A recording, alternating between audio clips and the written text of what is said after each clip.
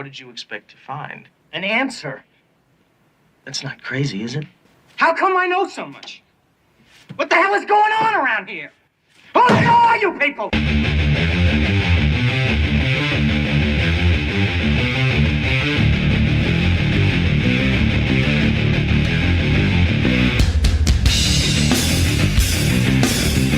Oh man, you guys are in for it today.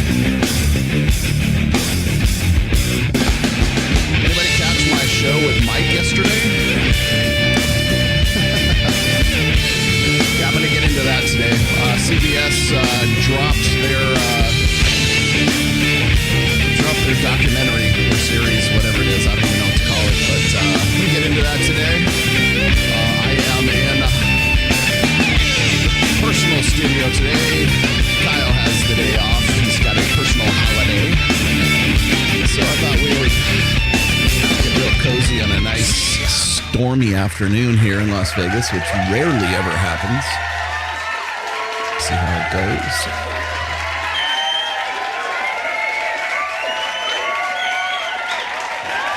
Yeah. Oh, that's good to make sure that the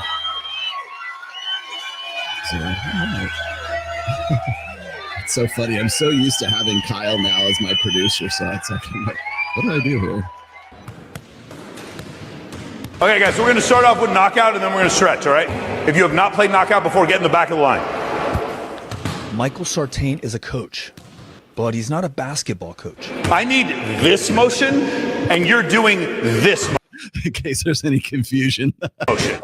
He's coaching these men on how to date and attract women.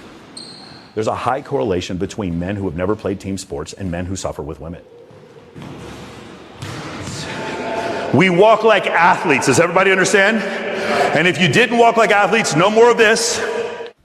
47-year-old Sartine is an Air Force veteran and host of the Michael Sartine podcast. You're from Texas? Big smile. Yeah, I'm from East Dallas. Oh, I love me a Southern man. Yeah. Host of the YouTube show Access Vegas. Welcome, guys, to Access By the way, all these cuts are deliberate.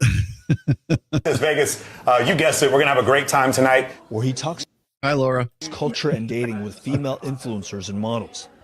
And he's founder and CEO of Men of Action, a program that focuses on leadership, networking, and dating. I just saw that in the dating space and in just men in general, there was a falling behind, largely due to social media, causing men to lose the ability to act in real life. Most of the marketing is about dating. I sell them what they want and teach them what they need. Tell me, why do people come to you?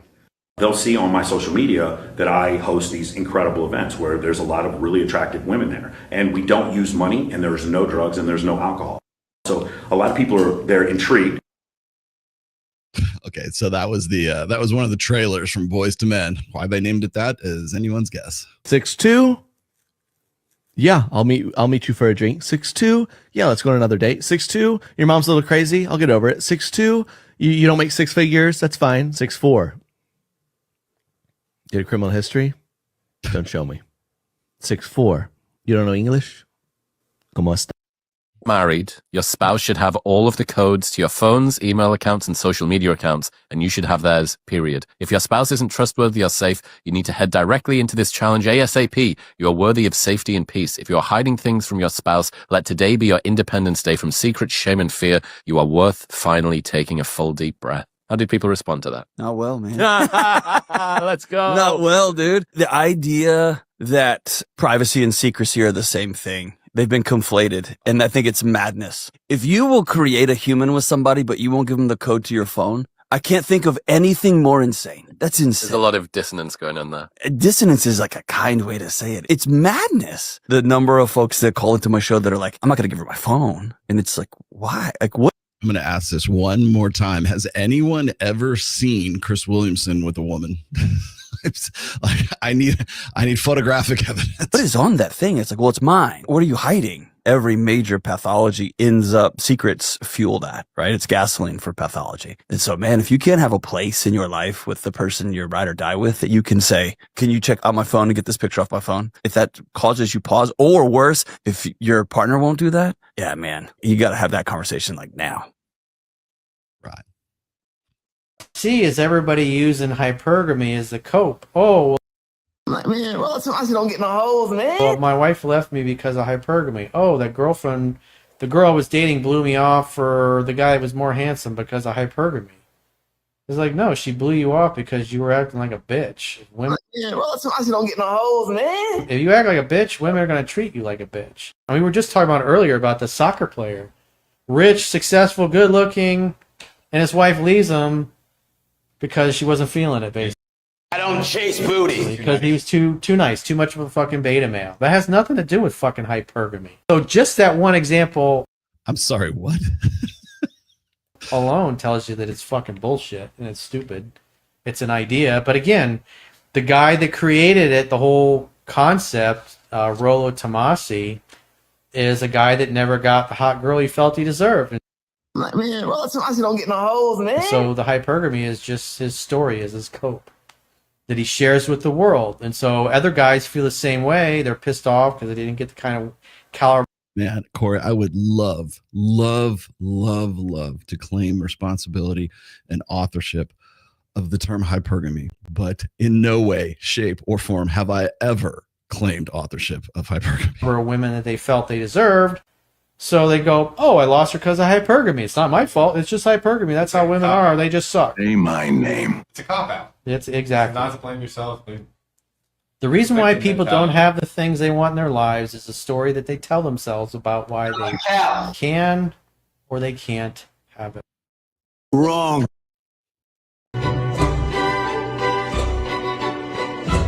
Me and the devil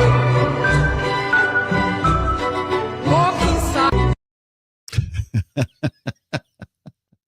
These like life experiences, if you're the first person to show her something about the world, well, you feel significant as a man, and you have this sense of like, oh, like she's mine. I can grow with this woman now. I can show her the world, and I'm not being manipulated. I'm not being like a because she did this with some other guy.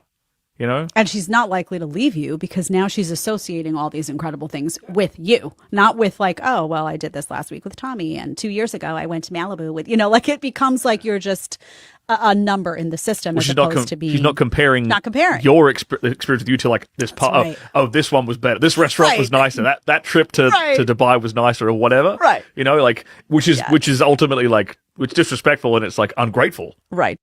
That's nasty. It is nasty, right? Isn't it nasty? Ugh. Problems or frustrations that you have with today's dating world? I feel like people don't want to be in a relationship. Why do you get that feeling? There's just lots of options out there, all the apps. The lowest number of women, I believe, in the last 50 or 70 years, I believe it's 6 out of every 1,000 women is trying to get married right now. We have a super high divorce rate. Financially incentivized to sexualize themselves is high. You can find whatever you want to find. Do you think that the fact you have too many choices makes it a lot harder to appreciate what you could have? 100%. One red flag and you're kind of like, oh, I can go find somewhere else. Or there's multiple people on the go. You don't need to have just catch that. I'm red flagging. It's like a verb now. one person when you could have 5. What are some things that guys do that piss you off dating wise? Just be guys. What do you mean? I don't know. I feel like guys don't think. I'm like, did you think about what you just said or did for 2 seconds? Give an example? No. What's the ideal way you want to be No.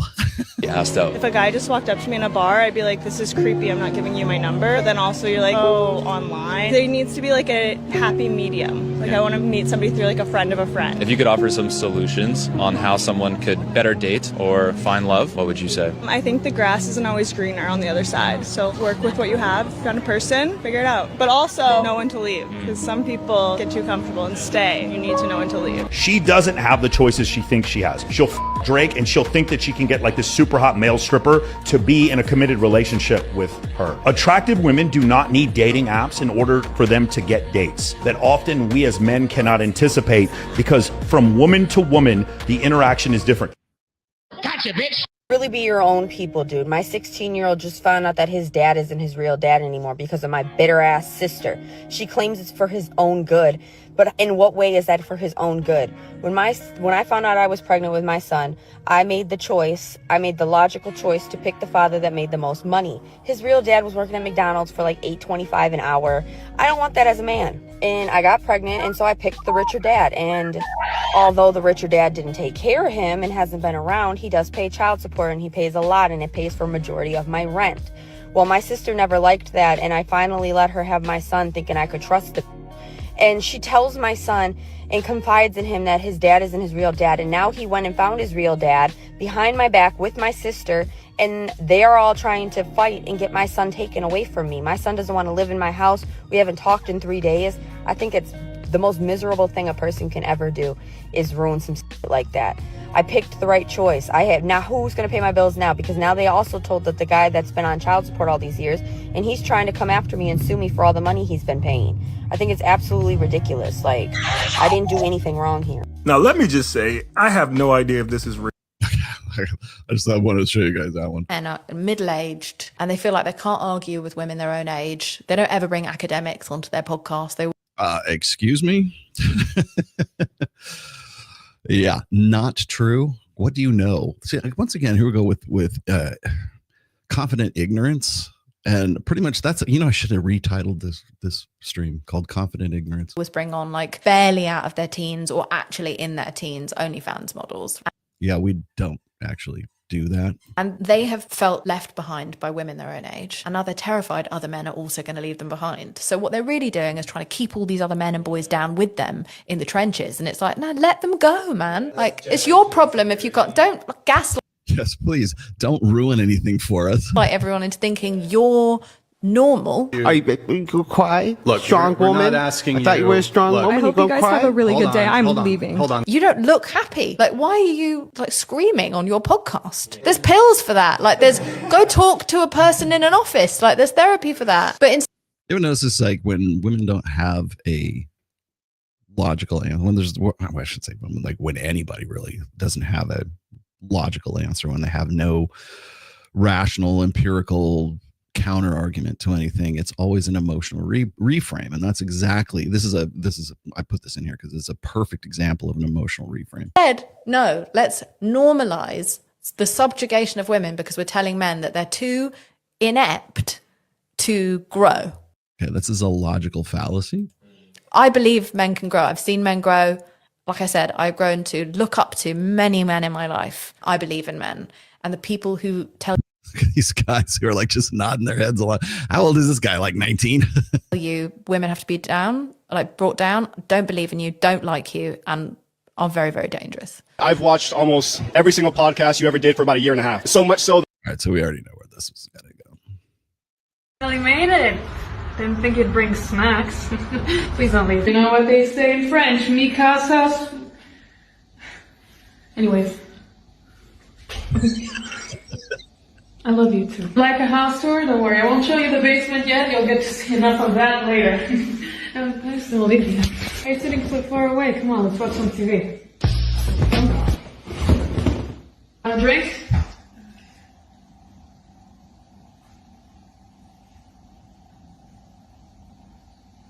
You want both? Tonight we're having spaghetti to spaghetti our regretting.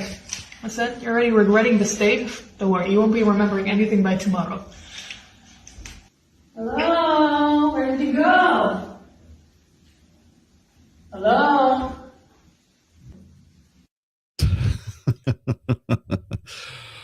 Welcome to the show. Yes, please don't leave me. Exactly. Yep.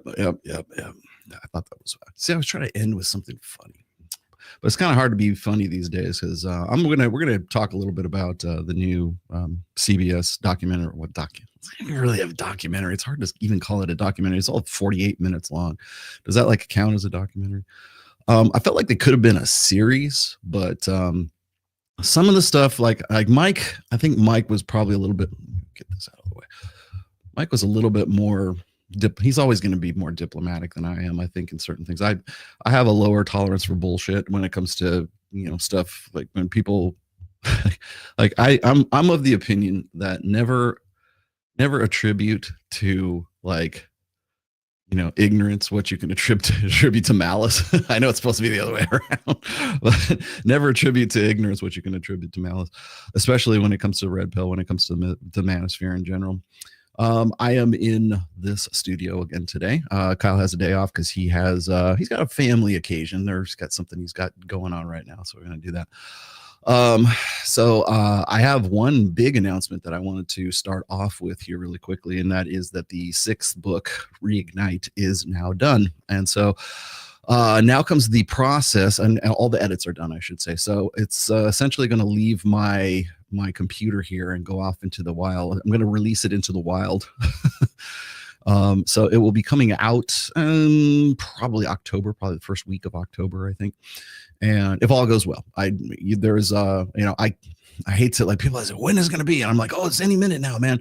And then, like, if I hand it off to Kindle Direct Publishing, it kind of depends on them to approve it, right? So there is actually an approval process even for self-publishing. And so it's funny because, like, every 2 years, 3 years, I have to reacquaint myself with Kindle Direct Publishing, and I have to get back. I have to open up Adobe InDesign because I never use InDesign for anything except for, like, laying out my books. So I do all the layouts for all of my books. So, like, when you look at my book and it looks like an actual book and it doesn't look like somebody just went and copy and pasted a Word file into Aaron Claire into a book. I'm the one that does all the layouts.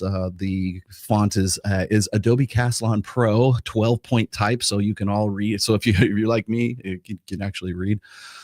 It's going to clock in just under about 300 pages. I'm trying to make it a little more digestible. The last 2 books that I've done, Religion and The Player's Handbook, have been like 400 and 500 pages respectively. And as much as I like, that's very satisfying for me. I need to make something that's a little bit more digestible for everybody else. So I wanted to make sure that I put that up there for everyone. And let you know that it's on the way. The audiobook, I have not chosen a reader just yet, but I will cross that bridge once I've got the digital and I've got the print versions out.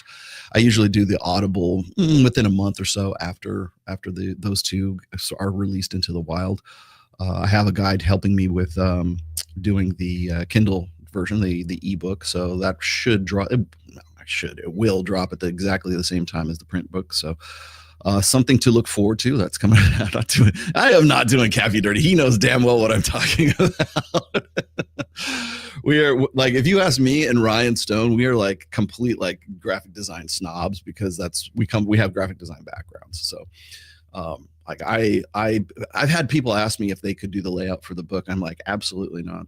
And not because I don't think that somebody else could do a good job with it. It's like, I want a consistency between all of my books, all the series of the books. So if you are familiar with my books, available on Amazon, go get them now. Oh, as a matter of fact, gosh, what am I missing here? Hold on one second. Hold the door. There we go. Look at that. Look at that fancy new QR code right there up in the top left-hand corner of your screen.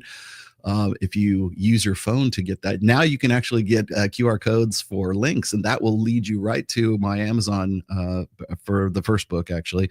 And then if you already have the first book, you can just use that, click on my authors page, and you'll see all the rest of them there. So isn't that cool? I love that. This is a new feature from StreamYard that I'm really enjoying. Thank you for putting those on there. I'll put that up later. There you go.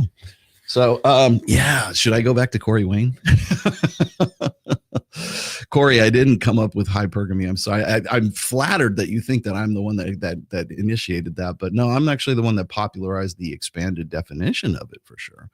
But I'm not the one who came up with hypergamy. Actually, hypergamy as a term was coined by, and I don't know the guy's name, but it's coined by a sociologist back in the, I think, late 50s or early 60s.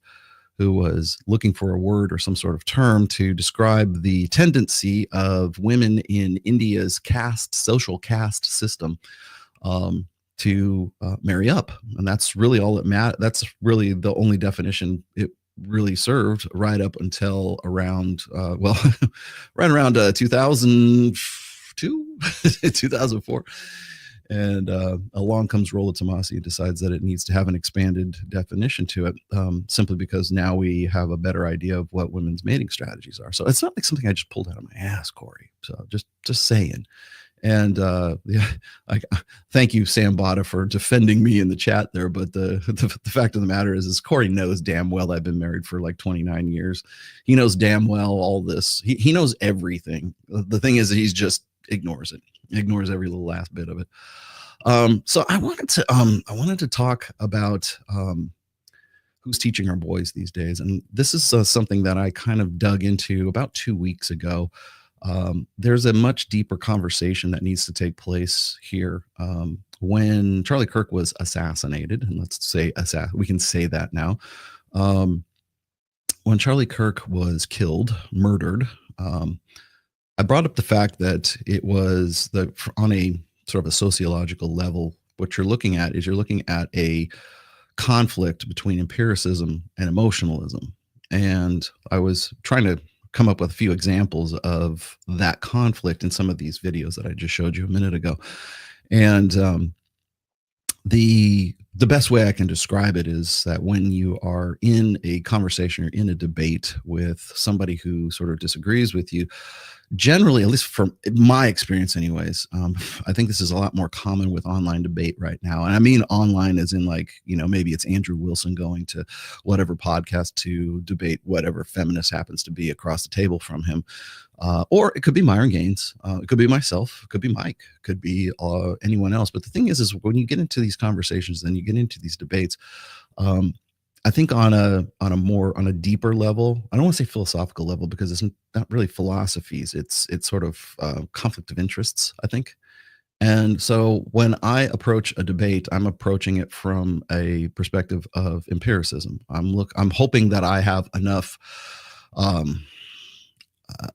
let's say, concrete knowledge about a topic that I can at least take a side, take a position, and then either straw man it or iron man it or steel man it, whatever it is, right?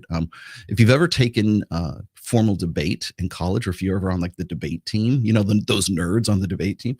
And I was never on a debate team, but I have taken logic classes and I understand what a logical fallacy is. I understand the difference between formal debate and modern debate and postmodern debate and whatever it is we're calling debate right now. But really what those arguments and what that back and forth comes down to is a conflict between empiricism versus emotionalism. And the reason why I bring this up is because for the last, really since about 1965-ish, like right after the sexual revolution, right after the advent of hormonal birth control, when we decided we wanted to empower women, it wasn't just about empowering women. It wasn't just about third wave feminism or whatever wave you want to think it was. I don't believe that there were any waves.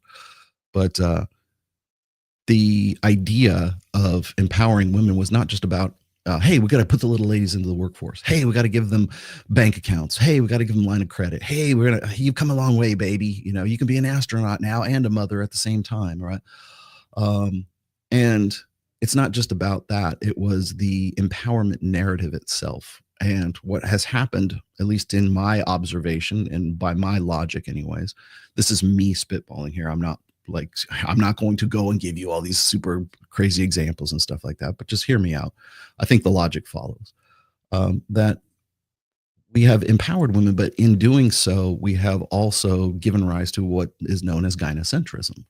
And people hate that word almost as much as they hate hypergamy, right? Because hypergamy, all he ever talks about is hypergamy, right? Or gynocentrism. Gynocentrism was a term coined by the MRA, so I will give them a gold star for that one. I used to call this the feminine imperative, or feminine primary social order, which is synonymous. It's about what I meant anyways when I was writing those essays in my first book. But gynocentrism is a much different animal than, say, matriarchy. And people don't understand that there is actually a distinction between matriarchy and gynocentrism. Just likewise that there is a distinction between patriarchy and androcentrism. And I've written, most recently, I've written an essay about this on my Substack, which you should subscribe to. The link is, you have to go down below the fold, click on the little thing that says more, and then we will see the links down there, and you will see my Substack is like, I think, the second or third link down. But if you haven't subscribed to my Substack, please do, because I'm doing a lot of writing. I'm publishing at least a weekly these days. So please become a member, become a paying member if you are so inclined. But the article that I wrote, making the distinction between androcentrism and patriarchy and matriarchy and gynocentrism, it goes back to the difference between responsibility and authority. So when we are talking about responsibility without authority is what?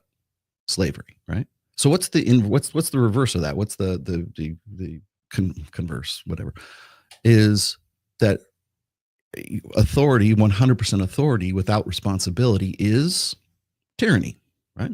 We have 100% authority, we can just crush you, but we have no responsibility whatsoever. And really, that's what gynocentrism is. When you think about it, there's like, what's the first thing that anybody talks about when they, like, the biggest complaint that guys have, and I'm going to use the word complaint in this term. I'm kind of hesitant to use that, but I will in this case. What's the biggest complaint, or what is the number one sort of, like, if you want a successful, like, 10-minute clip for your manosphere content creator YouTube channel, all you've got to do is put delusional women refuse to take accountability. So really, what is that? Responsibility, accountability, liability. So it's 100% authority and 0% accountability, 0% responsibility, 0 liability. And so what that really entails is a form of tyranny. That's why gynocentrism is a form of tyranny, just like androcentrism, which would be all male, having all authority and no responsibility. And so between those two, if you're looking at andro or gynocentrism, you're looking at a form of tyranny where it is 100% authority and 0% responsibility. And as close as you can get to that. I'm not saying that that's always the case in all the time. Like, of course, women have to go to jail. Yeah, but they go to jail at much lower instances as men, and their prison sentences, they have much more lenient prison sentences. There's a separate stand. I don't think this is any shock to anyone's understanding, but women, there's a separate standard of justice between men and women. Men get much longer, much harsher prison sentences for exactly the same crimes. And this is incontestable. It's hard data. It's not like qualitative data. It's quantitative data. And we have had it for quite some time right now. There is no getting around that fact. But these are things that, like, CBS and the rest of these guys, like Richard Reeves and the rest of these people, they want to casually just dance around. They don't like it when Rollo Tomassi or Mike Sartine or anybody else brings up statistics that they don't have a counter argument for. And so when we look at the difference between, say, empiricism versus emotionalism, what happens is you can start out with a guy like Richard Reeves, or you can start out with a guy even like Destiny or something. You could start out with a guy who's really on top of their game when it comes to stats and data and stuff like that. But once they run out of gas, that's when you get who hurt you. That's when you get go outside and touch grass. Do you know any real women? Like that one chick who was or you get logical fallacies. Like it's the slippery slope. All of these guys do X. All of these guys don't have satisfying relationships. It's the same thing as Corey Wayne, right? Corey Wayne's like, hell, let me just, it's easier just to show to add. Treat you like a bitch. I mean, we were just talking about earlier about the soccer player because she wasn't feeling it, basically, because he was too nice, too much of a fucking beta male. That has nothing to do with fucking hypergamy. So it has everything to do with hypergamy, because that niceness excludes the alpha fuck side of hypergamy, which you're completely ignoring. But he's not ignoring it. He knows. He just wants. This is Corey Wayne's pivot here, and he's been like, this is an old ass video. Somebody sent this to me thinking it was recent, and it isn't. Just that one example alone tells you that it's fucking bullshit and it's stupid. It's an idea, but again, the guy that created it, the whole concept, Rollo Tomassi, is a guy that never got the hot girl he felt he deserved. And so that's a logical fallacy. Why don't you ask me? I've been married for the last 29 years. So just because I love it, because just because I expanded an already pre-existing definition of a term, hypergamy. And when we look at how women like fuck up and they marry up, we're looking at the difference between alpha fucks and beta bucks, right? So I can't even, or people like me can't even have that conversation. See how that kills the conversation? That emotional reframe kills anything empirical about the concept of hypergamy. And it makes people go, oh, well, it seems that way. It seems like that. I don't know who this Rollo guy is. Rollo Tomassi don't get no hoes. I don't know who this Rollo guy is, but it seems to me, well, if Corey Wayne is telling me this and it's satisfying in an emotional sense, then it must be true, right? It's not true, because empirical debates center on whether something is true or it is false. Emotional debates deal with whether or not this guy's a liar or he's not a liar. Is this guy an asshole? Is he not an asshole? Is this guy a good guy or is he a bad guy? And is he corrupting the youth of America? Is he infiltrating these guys' minds, these young men's, these impressionable men's minds? Is he filching money out of their wallets because they're insecure and they don't know any better? Well, if I can make you think that I'm a really bad guy, or Corey Wayne, for that, if I can make you think Corey Wayne is a really bad guy, because I mean, look at him, he's a fat fuck, right? Oh my, well, that's, by the way, that's me making an emotional reframe. I can debate him on whether or not hypergamy actually is a concept, has validity, is true or it's false, has as a concept. Does it have validity as a concept? Or is it just some sinister plan to filch money out of people's wallets? Is it a sinister plan to play on the poor insecurities of young men or old men, for that matter, too? That's an emotional reframe. Stick to the plan. Stick to the basics here. Let's talk about would you like me to prove to you that hypergamy is a valid concept? No, you don't, because that doesn't sell. That doesn't make you feel good at the end of a 45-second buzz clip on TikTok. So emotional reframes, emotionalism is the hallmark of conversations and debate, what passes for debate today. And that's exactly what was engaged in the CBS documentary right now. Everything, and I tried to pick this out. I'm going to go over and kind of riff on some of the stuff that's in the CBS Boys to Men documentary. And yes, I'm going to get into a little bit about this guy. What's his name? Johnny Cole. Oh boy, do I have have I got some information for you? But before I get there, how about we give this guy close enough? $50 will do. Brother Rollo. Okay, I'll take Rollo. For $50, I'll take a Rollo. Thank you for everything you do. The world needs more red pill Christian men. I agree. As long as they're sticking to as long as people don't seem to think that Christianity and the red pill can mix. And if you don't think that, read my 4th book and I will disabuse you of that notion. I spent 3 years of my life writing that book. Please buy it and read it. I'm not going to sit here and hold your hand through it and give you the Cliff Notes version of it. Boys are being raped by female school teachers. Yes. And by the way, Marriage Causes Divorce, MCD. I will be doing that episode coming up pretty soon. I'm going to try to do it before November. I'm trying to give, as you know, pretty much every year. Last year I did the same thing. This year I've done it as well. We are at number 69, maybe 70. I think we're at 70 right now. 70 separate instances of female teacher, student, statutory forced copulation. Let's just say it's much easier to say that. I hate grape. That's stupid. But you guys get the essay. Let's go there. 70 separate instances. Last year we got to 79. That was the record for 2024. 2025 looks like if all we need is 9 more, or actually 10 more, and we'll beat the record. But this is an epidemic in the United States and the UK.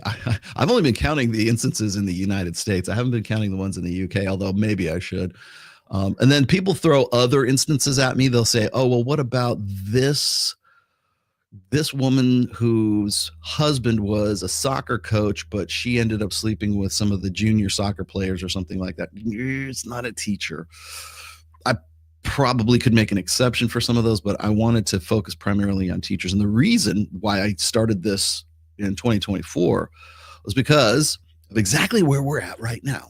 Because we've had so many people focusing so intensely on the incel phenomenon and how these guys like Rollo and Mike Sartine and Myron Gaines and the rest of these guys, these red pill content creators who we never actually name, but those guys are radicalizing these incels to be the next Elliot Rodger or whatever that equivalent is from 12 years ago, right?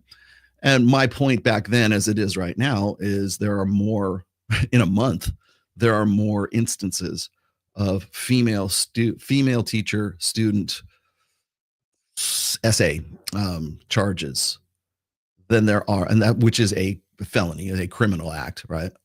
Then there are incel shooters, incels going on these murderous rampages in the last 12 years. Like, name me. I mean, I can name I can number on the fingers of one hand how many, and still have a few fingers left, how many instances of incel shooters there have been admitted, like, hey, I did this because of Rollo. I did this because of Chad and Stacy and blah, blah, blah. And the red pill inspired me to do this. But I started this, like I said, in 2024, and I have held it over to 2025. And I'm glad I did, because I shouldn't say that. I actually picked up doing that, like tracking those instances in 2018 with Pat Campbell, the Pat Campbell days, because it was already, I didn't number them back then, but from 2019, I've been aware of this phenomenon, this endemic since 2018 when Pat and I were doing the show. Right. And so it's been around for quite some time. This isn't some recent, novelty. It's something that's been going on for quite some time. And yet no one wants to study it. And no one wants to do research about it. And nobody wants to go to the same effort and to the same intensity, I should say, as they're willing to go, apparently, to demonize and to the point of putting incels on the DHS terrorist watch list, to the same degree that they would want to look into the endemic of female teachers statutorily raping their male students. They don't want to do that. Why? Why is that? Why does it sound like for me to even bring this up? It sounds like I'm complaining. Well, why is Rollo complaining about this? Well, why does he have such an interest in it? Is there something weird about him? Does he jerk off to this kind of porn or something like that? No. I'm bringing this up because to me it seems very, very hypocritical. And any of these, any of the Illuminati and any of the luminaries of the Evo psych world, you would think they'd be fascinated by this. You would think, why is this happening? My God, we need to do an inquiry. We need to have, if this had been guys, if this had been male teachers statutorily raping their female teacher or their female students, hell, you can't even send an inappropriate text to a female student without losing your tenure or losing your, the investment that you spent so that you could become a teacher in the first place. Male teachers have to walk on eggshells. I'm going to get into that a little bit later too, because Richard Reeves is so intent on saying we need to get more male teachers into teaching. I'm like, well, that's going to be a real tall order, Rich. I mean, it's not that I disagree. I 100% agree. I want to know what your plan is. Because at least even from the perspective of male teachers with female students being in the same classroom or having conversations and stuff like that, that's a high risk environment, especially if you have bet your future, your financial future on 8 years in college and got 2 years in teaching school, getting your certificate, getting your teaching credentials, as well as whatever the hell it is you're going to teach in the grammar school, junior high, high school, college, collegiate levels. That's a sizable investment, particularly if you have to take out loans for that kind of stuff. And you can lose it in an instant because some little girl decided that she didn't like the way you looked at her, and maybe you texted or she saw something you posted on Instagram, and now you're out. You're gone. Yeah, you're good luck getting men into teaching positions, Rich. That was one of the articles he loves to talk about shit like that. He loves to talk about education. Everybody wants to talk about how our poor boys are not being educated well enough. We're going to talk about that a little bit too. Here we go. I gave my phone to the last chick. Didn't think I needed to clear my history. We broke up. Well, why? My wife can get into my phone anytime. She knows what my password is. It's not like I go, here's my password. I trust you.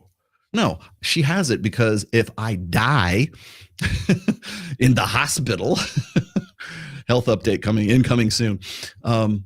I want her to be able to get into my phone so she can tell all you lovely people that, well, Rollo Tomasi passed away from my raging fistula.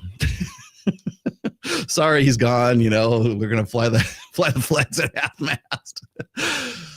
He died being a pain in the ass. I'm glad I could laugh at this. But no, I mean, it's just logistics. I've been married to my wife for almost 30 years. I know what her password is too. It's not like I go, I wonder what she's.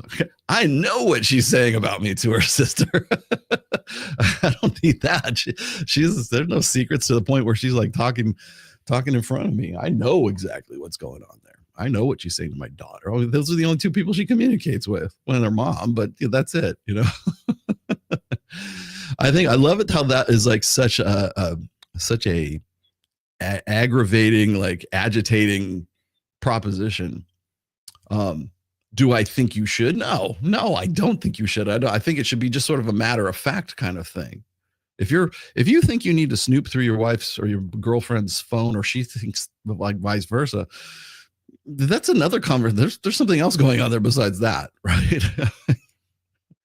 Either I trust you implicitly or I don't. And if I can't, then what am I doing here? What am I doing in this relationship? Right. It's not even so much like, here's the thing is I don't care about like the password to your phone. I care about what the password is to your Instagram. Or like, do you have like a secret Instagram account? Do you have a secret OnlyFans account? Right. Maybe that's really the question that needs to, because what are you going to do? Even if you broke into somebody's phone, what are you going to go and you look through their you go and look through my texts. I got millions of texts from so many people because I make my living off of that. Let's see. Sambot, I see you. Thanks, Sammy. What does Joe Marron want from me today? He wants me to remind you all. I should remind you. I have to roll my R's because it's Joe Marron. The mastermind dates for October are the October 29th through the 31st. If you're wondering what the hell is Rollo talking about, Reignite. We're doing a Reignite. I hate calling it a mastermind. We're doing a Reignite event, but it's for all intents and purposes, it's a mastermind. I don't like to sit down and wait at a table and I'm sorry. I'm like one of these fidgety, like, grammar school kids where I have to I'm too wiggly. I have to go outside and play, please don't give me Ritalin. Don't make me sit down in a classroom setting for more than like 2 hours is my max. Seriously. If I can't watch it on Netflix, 2 hours is my max. I need to get outside and I need to go do something. I need to have some fun. All right. My fun requires, remember in The Sims, like if you're to keep your sim healthy, like there's a fun quotient. Like I have a really high fun quotient. I have to find something enjoyable to do. Right. But we're going to do something fun. That's why I designed these events, my Reignite meetups. Let's just call them meetups. This one's going to be in Las Vegas again. It's going to be we're doing it the 29th, the 30th, and the 31st of October. And the reason we're doing that is because we're coinciding the 31st, which is Halloween, on a Friday. This Dead Man's Party is going to be on a Friday. And we're going to Tao Nightclub for the costume contest at Tao Nightclub. It's always fun. It is you don't have to be a member of Reignite to do these. We're still going to charge you for the event, but because we have to cover our overhead too. We're not like, I want people to know we're not like filching money out of your pockets or anything like this. We're just like doing this to break even at this point. But we still got to pay for a table. So please help us out. But we're doing this as I usually like to center my events on things like Babes in Toyland or whatever else. And so the last one we did was in August. And so we thought, hey, we'll do one around Halloween. And you have to dress up. Yes, if you're going to Tao Nightclub, everyone else will be dressed up as something. You have to dress up. It's time to play dress up. I love how people like moralistic guys get around Halloween. All these girls are going to be dressed like whores. Have you been to Las Vegas? That's the Tuesday night at Omnia. Like, no, I mean, it's great. Why do you have a problem with this? You love it just as much as anybody else does. Yeah, so we're going to be doing that that'll be on the 31st, but on the 29th and the 30th, we're going to be doing an intensive. Probably have a class going on. We're also going to be doing some fun shit too. We'll be doing, I think we're actually going to do the quads this time because we were going to do them in August, but we were like 118 degrees out in the desert. And we're like, I don't want anybody to like collapse from heat exhaustion. So, but we're going to pick that up on this one. So we'll be riding quads in the desert, which we'll probably do photos and shit out too. I know we're going to be doing something with sort of like, refine and curate your Instagram. We'll be doing something photographically. I don't know exactly what that's going to entail, but we've got some other cool things that are lined up. But if you want to know about that, I will get the link up here as a QR code here momentarily. But something to check out. It's fun to do. So it will be October 29th through the 31st. You can always get in touch with either me or you can get in touch with Joe Marone on our Instagram. We have a Reignite Instagram that you guys can also go and follow. That said, I've done my due diligence for that. Was at a Christ-filled wedding yesterday. Not all Christ-filled. Does give me hope. Okay, good. Nice. Good for you. Women kind of suck. It was Christ-filled, but the women kind of suck. All right. And you've got a great voice. Why not do your audible in your own voice? Would you like to know why I don't do my audible in my own voice? I usually hire professionals to do my audible. I could do them. I could very much sit here and read them. But like the thing is there is a qualifiable skill to being a good conversational tone reader. I could read my own book. And at some point I might actually entertain that. I don't know that I'll do that for this one though. The only reason why I don't is because it's very labor intensive. I have the hardware here. I mean, I could very easily do it just with this mic and my setup here and my podcast setup, no problem. But the problem is that I have is people can do it faster and more efficiently than I can. And they're professionals at it. They already know what Audible wants from the audio files. So I would hate to have to delay the book, the Audible book any more than I already do because of the learning curve. I'm here trying to learn how to do this. And I've got a book that I have to like produce. And every day that I don't have it out there, people are like, where's the Audible book, bro? You're supposed to drop it at the same time as everything else. Don't you know anything? Yes, I do. Everybody wanted me to read it. So now I'm going to have to figure it out on my own, right? It's much better. Trust me, every time I have spent money to have somebody else read it, including Sam Bada and my other reader, Trey, it has always been money very well spent. So just to let you know why I don't normally do that. I'm not saying I would love to if I knew the rules, if I knew how to do it. And then the other thing is the stop and start kind of thing. I could be reading, I flub once, and then I'd have to go back and start over, start it again, like go back to that point and like pull out the ums or the uhs or whatever else. And I would like to do it. It's just very labor intensive. And so to me, it's worth it to have a professional who does it for a living, do it and that on a timely fashion. And all of it always comes out right. And all the stops and the starts. So you got to have 3 seconds of silence before you start chapter 1. This is Audible. Like that shit. Like you got to wait like a minute after that before you can actually launch in. And then you got to have like royalty free music. If it's like The Rational Male by Rollo Tomasi. Chapter 1.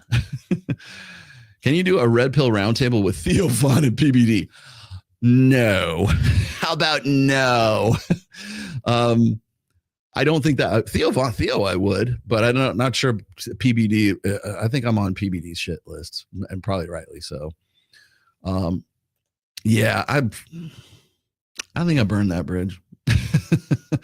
I don't know, maybe I have, like PBD doesn't care what I do. He doesn't pay attention to any of the shit that I do, but PBD used to love the red pill. He used to love it. Remember, this is the guy that went out of his way to go and jump on a plane with Adam Sosnick and a film crew to go out to Madrid to do an interview with Andrew Tate in June of 2022, so that he could get the scoop. and pretend like he and Andrew have been best buddies since they were in grade school. And now we never knew ye. Now I will spit thee from my mouth, That's Patrick Bet David. If you're no longer useful to him, you're out. You spitteth you out, lukewarm dude. Rollo. Funny thing is that the philosopher Luis Ponce from Brazil said this situation is mainly caused by the evolution of capitalism and technology achieved by men. Yeah, I would heartily agree with that. Now men are treated like the Prometheus, almost chained. Yeah. Well, you know what's funny is I've actually made that comparison to myself. I know. Here, let me gloss myself. I have one of my guy, and this was like probably one of the greatest gifts I ever got from a guy. One of my followers is a jeweler. And he made me this really nice kind of like bling bling kind of like amulet kind of thing. And it's a phoenix. And it has like these little, and they're real, the little teeny tiny diamond, like 1 carat diamonds or whatever they are, all over this thing. And I think he gave it to me because he didn't want to see me like sitting next to Fresh. And he has got Fresh out he had the Fresh, necklace with the bling on it. And so he gave me this one. And on the back of it, it says Firebringer, but it says it in Latin. So it's like Ignis Offertor or something like that. And the reason why is because the comparison I always make when it comes to the red pill being fire, right? Like you can use it to warm your home, or you can use it to cook your food, or you can use it to burn yourself up you can self-immolate, or you can set your neighborhood on fire, or you can set your friends on fire. And fire is not good or evil. It is just in the use of that particular fire, right? And so people have called me like, oh, you're the fire bringer, which is nice, but you're Prometheus, chained to the rock and doomed to have the ravens eat your heart out, or whatever it is, or freeze your punishment from the gods, which I think is funny. Hi, Rollo. Did you read the book Whatever from Michael Houellebecq? You would love it. No, I have not, but I will now put that on my Sam, put that on my reading list. Thank you. No, I have not. Whatever. No, I have not. I'll go see if I can figure it out. I had an affair with Lisa Sparks. Well, dude, since you're spamming me, at least hey, there you go. There's your before you get kicked out. There you go. Lisa Sparks. What is it with you and Lisa Sparks, man? That's what I'd like to know. Like, how come it can't be like Kendra Lust? How come it can't be like Jessica Aaron? Like actually porn stars I know. Why can't it be like a porn star? Yes, for sure. God, she was in the room when it happened. Go tell Corey Wayne. I'm sure it'll make it into this next clip. Yeah. Well, anyways, I'm going to talk about that here in just a second. I want to get back to it though. Like the main thing I see in this video, in the CBS documentary video, is it's a conflict. It's a conflict between emotionalism and rationalism, or empiricism is actually the proper term for it. As you know, I've said this on this show several times. I've written about this, but if you take any sort of liberal, leftist, woke, for lack of a better term, ideology or issues, and you just sort of dig into them a little bit, you'll find that they're based on 4 commonalities. And those 4 commonalities are emotionalism, social constructionism, egalitarianism, and the blank slate. It's a belief in all of those, and each one of those has its own. Well, the blank slate's been disproven already. That you want to know why? I know why tradcons hate evolutionary psychology, because it has the word evolution in it. That I'm expecting. Okay. Well, the Lord said, okay, fine. Got it. The reason why liberals and leftists hate the manosphere really is because it's primarily like a lot of the stuff we talk about finds its roots, its starting points, its beginnings in evolutionary psychology.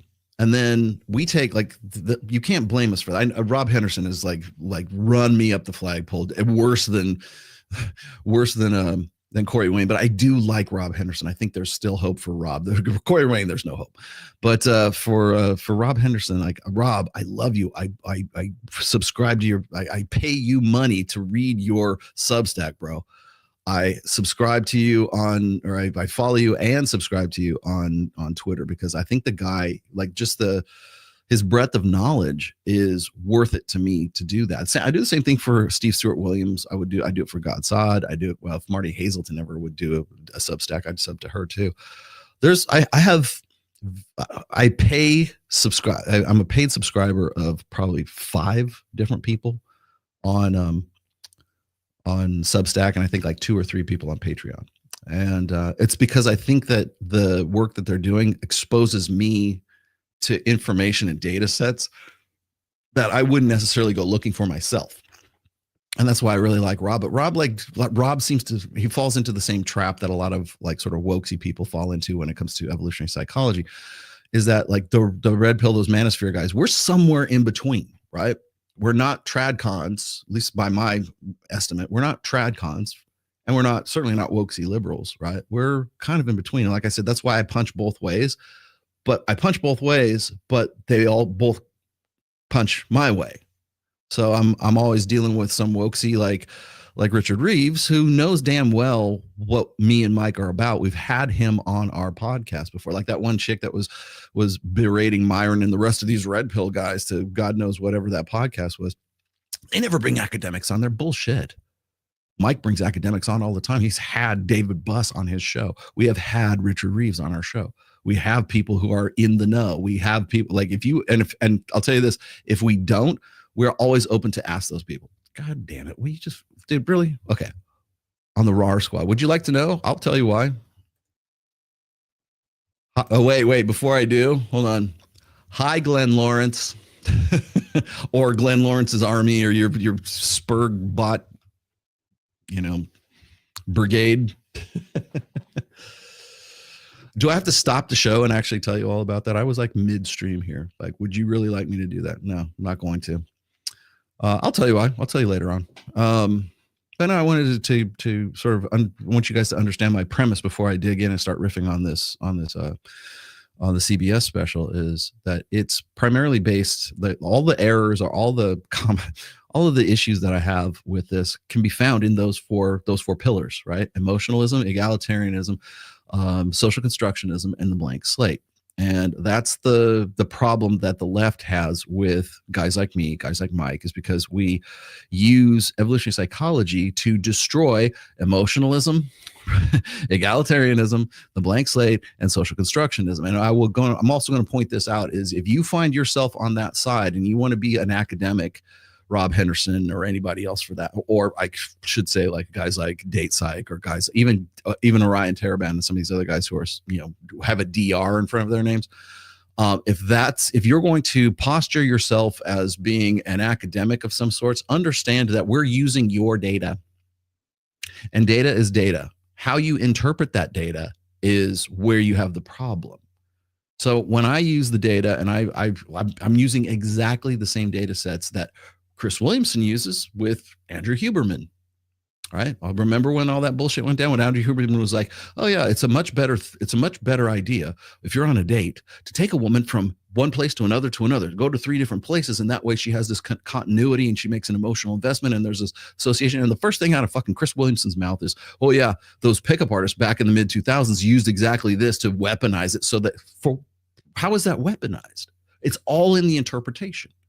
Andrew Huberman using the same data sets that Mystery and all the other guys at RSD that were using back in the day, but when they do it, bad, weaponized, manipulative game players. Andrew Huberman says the exact same thing, and because he's Andrew Huberman, then it must be good. He must be using his superpowers for good, right? It doesn't, again, it's fire.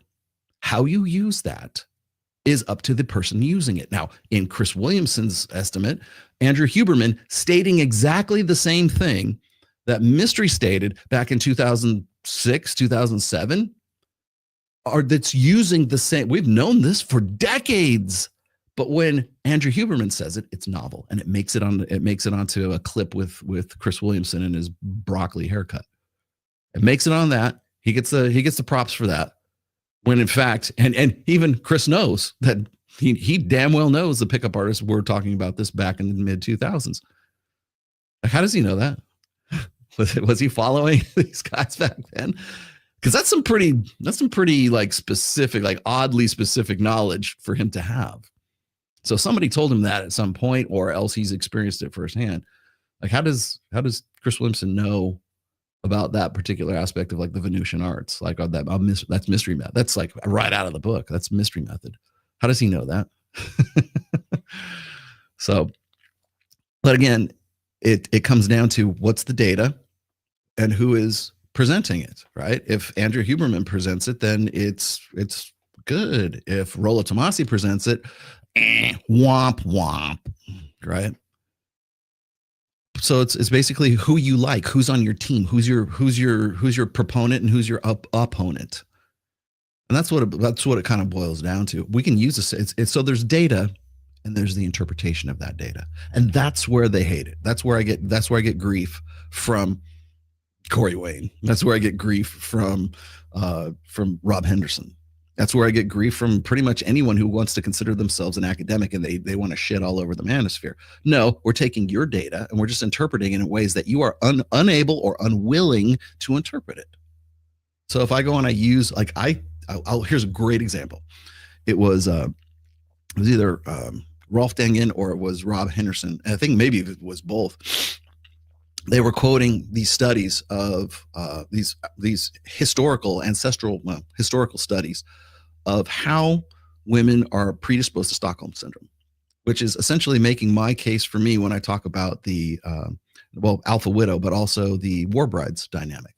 And going back to, and I have used this example in my writing and in my speaking as well, how certain women in colonial era, expansion era United States would be taken as prisoners from Indian tribes, and they would do what human beings do, tribal human beings do. They would kill all the men folk and then take the women folk and integrate them into the women of the tribe. And what they were finding was instance after instance of women, white women, Anglo-Saxon women who were part of Native American Indian tribes. And they didn't want to be saved. They would wipe out, like the colonists would come in, or the men folk, the white men folk would come in and they'd wipe out the Indian tribe. And they would find that the white women who were sort of integrated into that tribe, they didn't want to be rescued. And they would fight tooth and nail to defend their Indian brave husbands, or whatever the equivalent of that was. And so there's this historical event. They go back and they recount all these things and they use those as data sets. I use that, and it's simply one more example of the war brides dynamic, which if Rollo says it, it's bad. But if Rob Henderson or Rolf Dengen or Steve Stewart Williams says it, then it's got academic, validity to it. And I'm basically saying the same fucking thing. And so it's interpreting the data versus one person interpreting and another, right? So you take the data and do whatever. Like if there's any like conflict, or if there's any problem, is that they no longer, like, these guys no longer get to be the gatekeepers of that data, and in some cases it's their own data. And my issue has always been this: is like, why don't they think of it or why don't they interpret this data in the way that I do, or other people in the red pill or the manosphere, whatever, whoever? Why don't they look at it in the same light?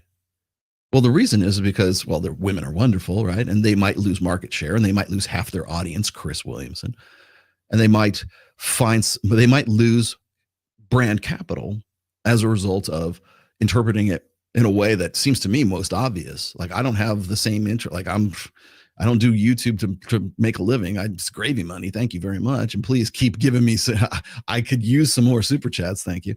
But I don't have a brand to defend. My brand is built on like interpreting data the way that I do. And my books are successful as a reason, or as a result of interpreting data. Like, everybody's told me this in the past at some point. I have guys that come up to me and go, Rollo, I feel like I've always known this stuff. Yeah, hybristophilia. Thank you. That's another good one. I feel like I've always known this stuff, but you put it into words. You can articulate these things that I kind of suspect, and I go, okay, I'm just asking questions. And that's the problem that I have is like, I don't think that a lot, like when we're going to watch this video, we're looking at the people who are speaking in this video. I don't think a lot of these people really understand the man. They don't choose to. They want to come off as if they are in some way experts, but they're not. They don't have any working functional knowledge of the red pill or the manosphere, any of my work or any of the other work that has been done as well by other people. It's not just me. But they want to come off as professionals. And so my question is this: why aren't you asking the same? Why did it not occur to you to ask the same questions that I am about the same data that we both have access to? And that's the problem that they have, is like, in the 21st century, I can go on Perplexity right now. I can go on Google. I can go and look up data sets to back up what my hunch is, right? It seems to me like women's nature is this. Let me go see if I can find something that either corroborates that or conflicts with that, right? And that's why I keep saying is like, the red pill is not written in pen. It is written in pencil. It's a praxeology, which I keep insisting on, and other people do too, but I keep insisting on because it's a loose science. It's as close to a scientific process as we can get. The problem is we ask the questions that they don't want to ask. If there's a big problem with evolutionary psychology, or if there's a problem with the manosphere, it's not that we're wrong about the data. It's that we ask questions that they don't want to answer. Or maybe it occurred to them and they were just trying to avoid it. For instance, why is it that we have an endemic or pandemic, whatever, of female teachers assaulting or statutorily raping their students? Why is that not so? Why is there no major luminary, evopsych luminary, either on the woke side or on the tradcon side? Why are it's completely ignored? I'm the only one banging this gong. I'm the only one on this hill. Why? How come nobody's saying anything about this? No, I'm saying I'm the only one because people throw me like these stories all the time. But why is it not? Yeah, thank you for that. Would you like me to post that since you took all the time to type that out? Yes. There you go. It is the a priori. I love that. A priori. Self-evident truths about human conduct, making it a functional methodology for understanding economics and other social sciences. Thank you for clarifying that, because everybody he doesn't know what praxeology is. It's Mises economics. No, there's the Greek definition of it too, which is the study of human nature, in that human nature has, the action axiom that human nature has a purpose to it. That's really what it's about. Now, Mises or whatever, how the fuck you pronounce his name, used it in terms of in the context of economics. Great, awesome. You're 100% good to go. What is it? In that terms, so whatever, I don't really know what to call it. Mises philosophy, that's the praxeology of economics. In the Tomasi praxeology, it's the praxeology of intersexual dynamics. That applies to both. It's universal. It's the universal tool. It's like a Swiss Army knife. Praxeology is like a Swiss Army knife. Has many functions and many tools, flexible and versatile. Okay, what else would you like me to do here? Chad Thomas, is that your real name? I told my sister about you and that your content taught me to be more self-aware and aware of my surroundings involving women. And she got really upset and said, men don't need to be self-aware. Why? Because the dumber you are, the more useful you are. That's why. I think you know the answer to that question, Chad. If you're following me, you've got to be intelligent enough to figure that shit out on your own. I always knew that. Thanks for telling me, Rollo. Thanks for your 2 super chats.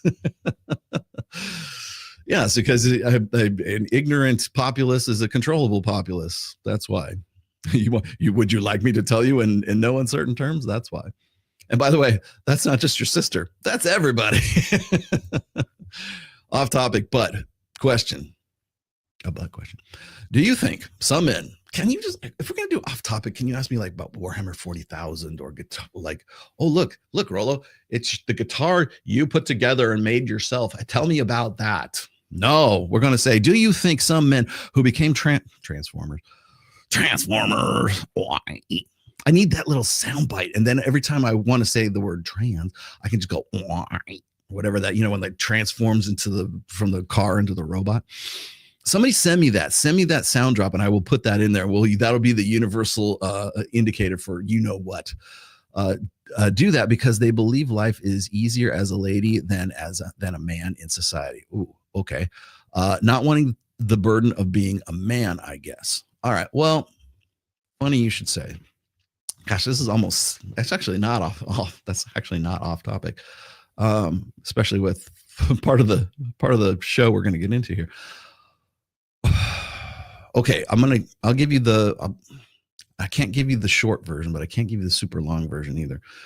The medium version is because okay, let's go all the way back. Let's go back to 1970, right after the sexual revolution. And we have systematically so we're beginning to demonize masculinity, traditional, conventional masculinity, to the point where we're saying, okay, and remember what I told you about how like during that era of like the third wave feminists and everything else, how it wasn't just about getting the little ladies into the workforce or giving them bank accounts or everything. It was a social change. Part of that social change was that we were going to make women's experience, the female experience, the correct one, the normative one, the operational experience. So even today, and we're going to talk about this a little later, when you see the classroom settings with Johnny Cole and David Reese, teachers at Oberlin, Ohio high school. When you see that section in here, you'll understand what I'm talking about. Is we have made the female experience of life, of just experiencing everything, the correct way to do it. Now, remember when I always tell you guys about how men and women process emotions differently? It's because we have different hardware. My brain is not wired the same as my wife's brain. Okay. Your brain is not wired the same way as your sister's brain or that hot girl on the foam cannon party you want to get with, right? That men and women are different. We are functionally, architecturally, structurally different from each other. Are we the same species? Yes, but we are more different than we are alike. And that happens biologically at the cellular level while we're still in the womb. And I have, you want to talk about, remember what I was saying, we have access to information. I have dozens of examples and dozens of studies that corroborate that. And I don't think it's like, I can show them to you if you'd like. I can go dig those up right now. I still have that. I can go into my Scrivener and dig up those links if you'd like. In fact, I might even do that later on, because I want to show that the reason why we're having this conflict between empiricism and emotionalism is because our brains are functionally different. Men tend to be interested in things, and women tend to be interested in people. Women tend to prioritize emotion before reason, and men innately prioritize reason before emotion. And there's nothing fucking wrong with that. But in a gynocentric social order, remember what gynocentrism is? It is 100% authority for females and 0% responsibility for females. When you're in that situation and you are not female, the most perfected form of a human male is for him to be more like a female. So that's why in the 70s, you got these pushes to talk about like macho. It wasn't like alpha males back then. It was like, you're a macho guy. Gosh, why do you have to be so macho? Right? Like as if they're trying to shame you for being conventionally masculine. Right? And so that took root right around late 60s, early 70s. Right? And it went from there. And so what happened is the more men moved away, they thought, because remember, this is the baby boom generation, and later on it became my generation, the Gen X. Men thought that I don't want to be a macho guy. I want to be a guy who's sensitive and in touch with my feelings. Later on, we call it metrosexual, and now we're calling it something else, right? But back then it was like, I don't want to be a macho guy. I want to form and mold my personality and my ego and who I am to be more attractive to women because I want to fuck and because now we can fuck without having to worry about pregnancy because we have the pill, right? So what is it that the little ladies want? Let's ask them what they want. Well, first of all, women don't know what they want. But the second is that women will prioritize emotion before reason. And so if you're going to base your estimates of how you are going to, like the process, or you're going to base the criteria for how you're going to mold your personality into something that is more appropriate, something is more attractive to women, you're going to live, because men are deductive. We're rational. We're rational, deductive problem solvers. I want sex. So what am I going to do? I'm going to ask the woman, what is it that I have to do to get pussy, right?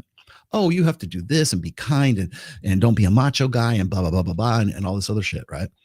I go and I create that in myself and I become what that woman wants me to be. And in that process, what do? I feminize myself. Because in a gynocentric social order, where the female experience is the only correct experience, it's better, at least this is the logic, I'm not saying it is, but this is the logic. The logic follows that it would be better for a man to identify with his feminine side, with his emotions, with his expressing himself, crying on demand, right? Oh, it's okay to cry. Boys don't cry. But who told you boys don't cry? Like they're all like being led around by, these military drill sergeants or these really bad football coaches to, what are you doing, Junior? You don't cry.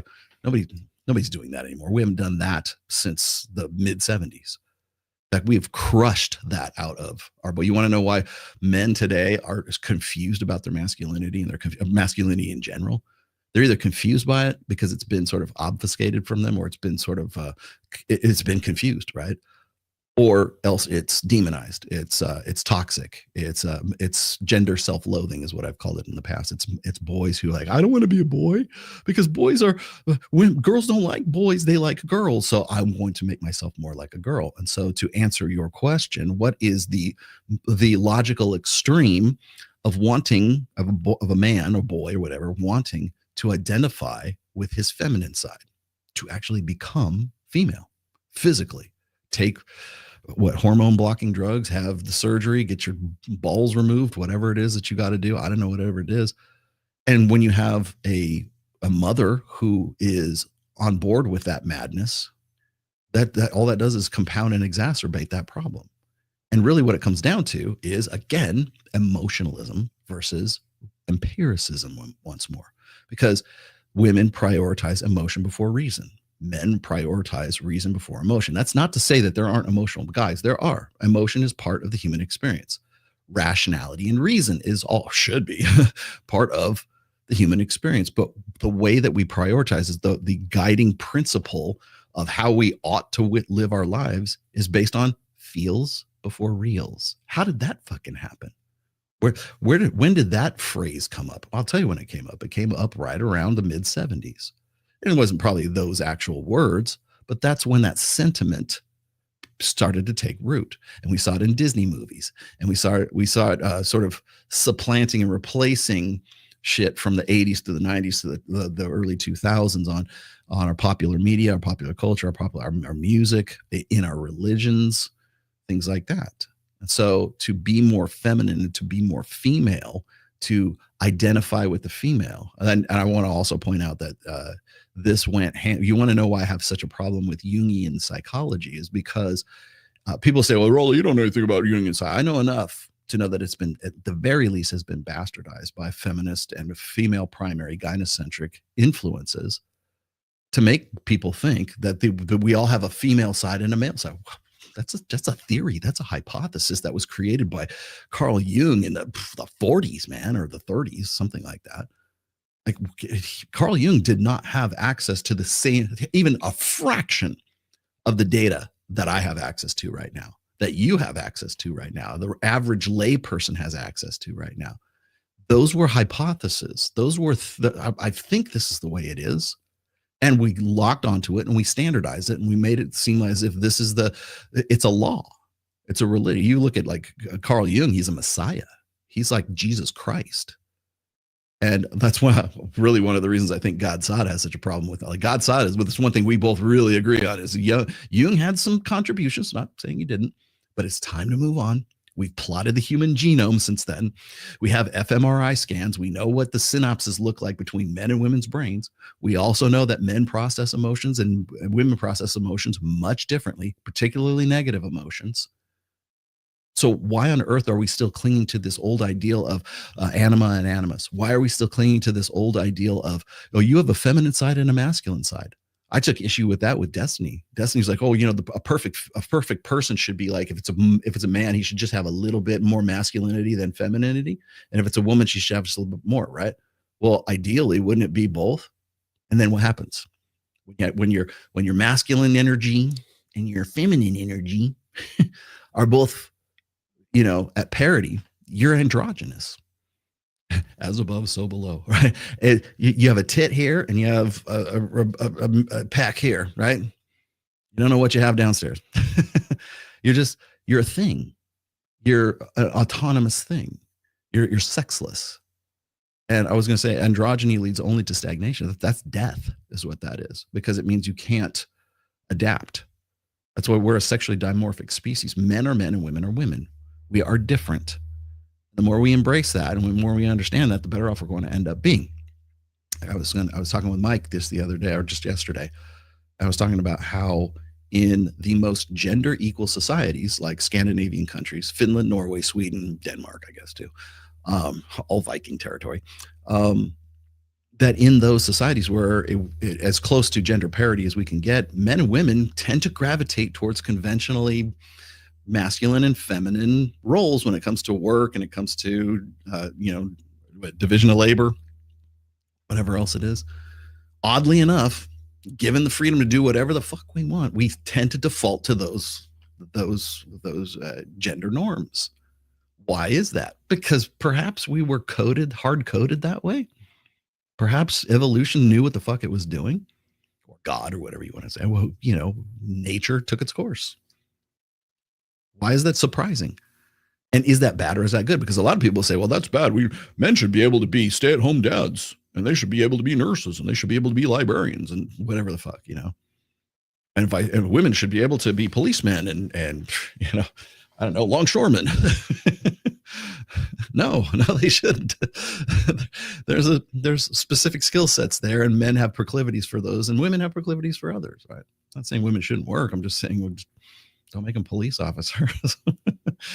It's dangerous. Don't make them firefighters. It's dangerous. Can't knock down doors. I mean, I've seen the videos. For average men, just have enough upper body strength to knock down a door. Women can't do it. And you need a guy, hey, can you help me out here? Shit, I saw this. Somebody sent me this. It was I want to say it was in Korea or something like that.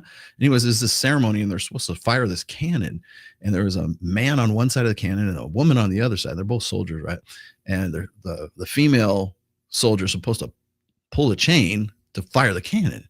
And she can't pull the chain hard enough to close the breech or to snap whatever the firing pin is or something like that in a cannon. The guy has to come around, pull the thing, and boom, and then pull, and then he does it in one try, and she's done it probably 20 times. That's the differences right there. That's empiricism versus emotionalism. It feels like the girl should be able to pull the chain. Can't we make the chain lighter for her? Can't we change the rules of the cannon game so the girls can play too? No, we fucking can't. Because the cannon is the cannon and it shoots because you pull it with enough force to do it. And if the woman doesn't have the force to do it, the man is there to do it too. So stop pretending that men and women can do exactly the same things. And I'm not saying men are really suited for everything that women are. There's differences. We're functional. We've evolved to be complements to one another. So there's certain things that women are better at communication. Women are better at emotion. I'm not saying emotion's bad. It's just it's just a lousy way to design your life and live your life around it. But follow your heart, follow your emotions. It'll never fail you. No, it will. But to answer your question here, the short version of that is and I'm just saying this in terms of like men wanting to become women rather than rather than the Elliot Page, Ellen Page situation, is the ideal is that the other sex is the better one to be. And that's why I don't know the stats on this. I really need to get statistics for this. I'm sure they exist, but like, are there more male to female transitioners, or are there more female to male transition? Because I think going from male to female is much easier, because like remember we talk about like trans sports, transgender men, biological men consistently outperform women in women's division sports because they're men. There's a reason why we have those separations, because it's not fair. The nature of the game is the nature of the game, the rules of the game are set so women can compete with other women. For men, it's so men can compete with other men.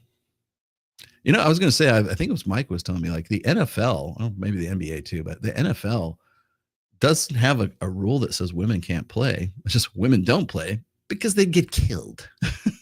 I think there's been one place kicker where she tried to be a place kicker, and that was it. It was just sort of a novelty thing.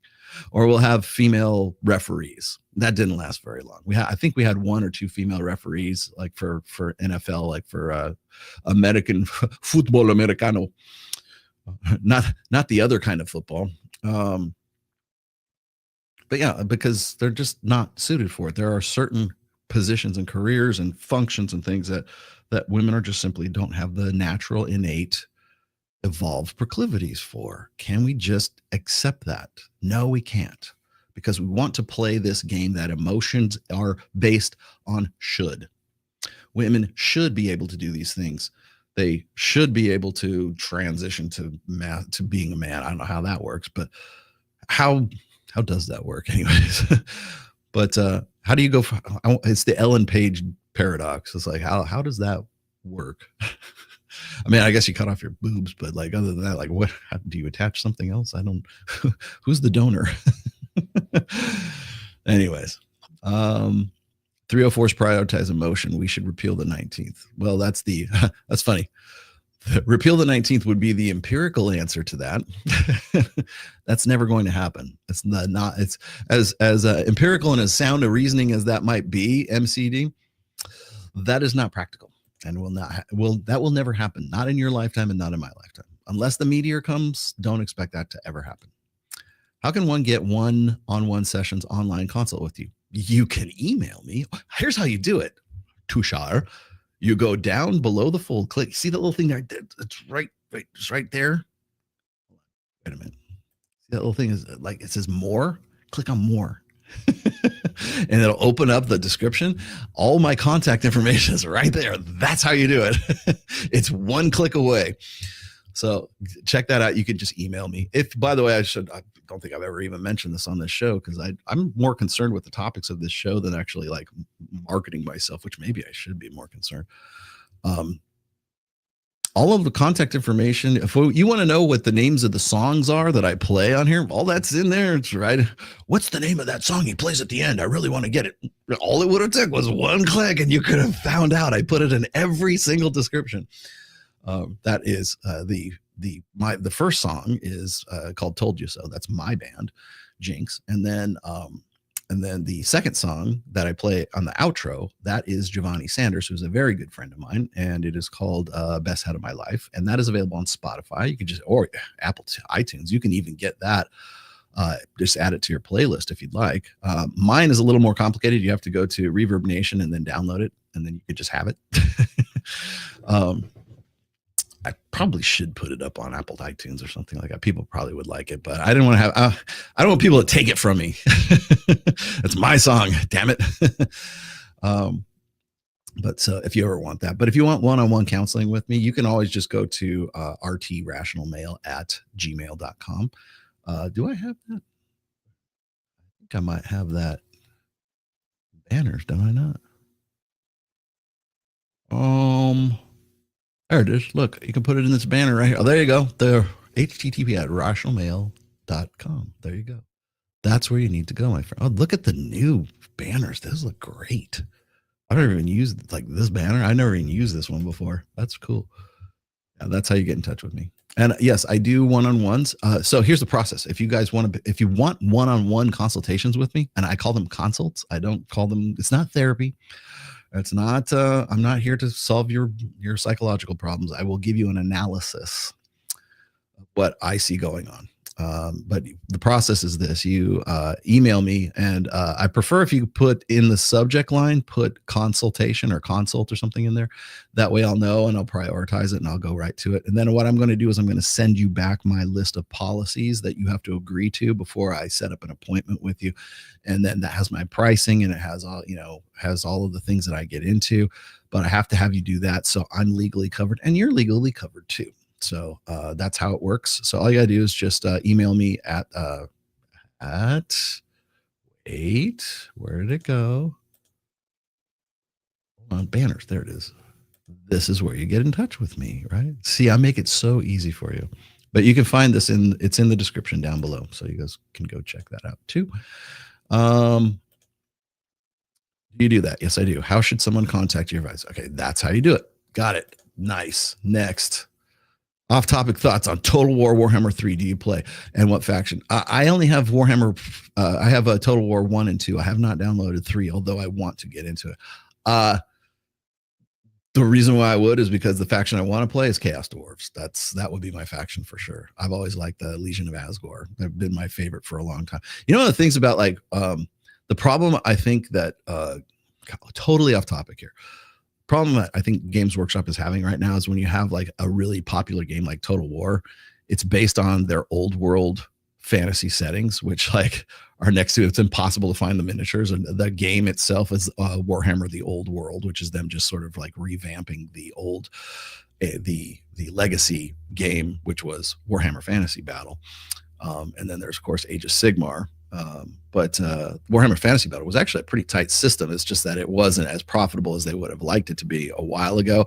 But then they rediscovered the fact that everybody loves it so much so that when they play Total War 3, people go looking for it in hobby stores, and then you're like, where the hell is it? Where are my Tomb Kings? But Chaos Dwarves, I like them both in the Warhammer fantasy setting, as well as I realize there's also they pass for Chaos Dwarves in what are they, the Legions of Hashut, or the Armies of Hashut, which is in Age of Sigmar. I like all of them. I don't know why I like Chaos Dwarves, but I just do. You guys can psychoanalyze me why I do. Anyways, let's get to it. All right, let's get into the video here. So people asked me about this. We had CBS. Mike did an interview with them. People are going to ask me. I'm just going to clarify a few terms here, or what was going on. Where'd it go? That's not it. Oh God. There it is. Boys to Men. Okay.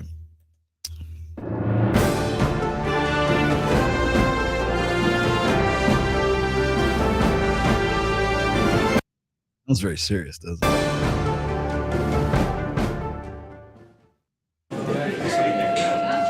Okay, before I jump in here, let me just I got it queued up. I didn't do an interview. Well, I did a prelim interview with these guys, and I'm kind of glad I didn't now that I see the final product. I did a prelim with them. I told them they could use anything they wanted to from my preliminary interview, but they didn't really use anything. They didn't even mention my name throughout the whole thing, although I'm sure Richard Reeves probably wanted to say my name. At least they didn't use it in any capacity in the official video. Now, this clocks in at about like 47 minutes long, and it was released yesterday. And this is the Boys to Men thing that we had from CBS. We had, if you recall, about 2 weeks ago, no, 4 weeks ago. 4 weeks ago, we had CBS in the studio to film Access Vegas, and they used all of like maybe not even 30 seconds of like maybe 15 seconds of Access Vegas clips on there, and only to show the girls. Like there's a very brief clip of myself, a passing shot of me and Mike, and then everything else is the girls in there. They didn't use any of the conversation. They didn't use anything. I don't even know why they even bothered to show up, to be honest with you. But I mean, I guess it's flavor. It's B-roll. They just use it for B-roll. But considering the amount of footage they shot there, to have them just be able to use that 10 seconds of video is just like, it seemed like a waste of resources.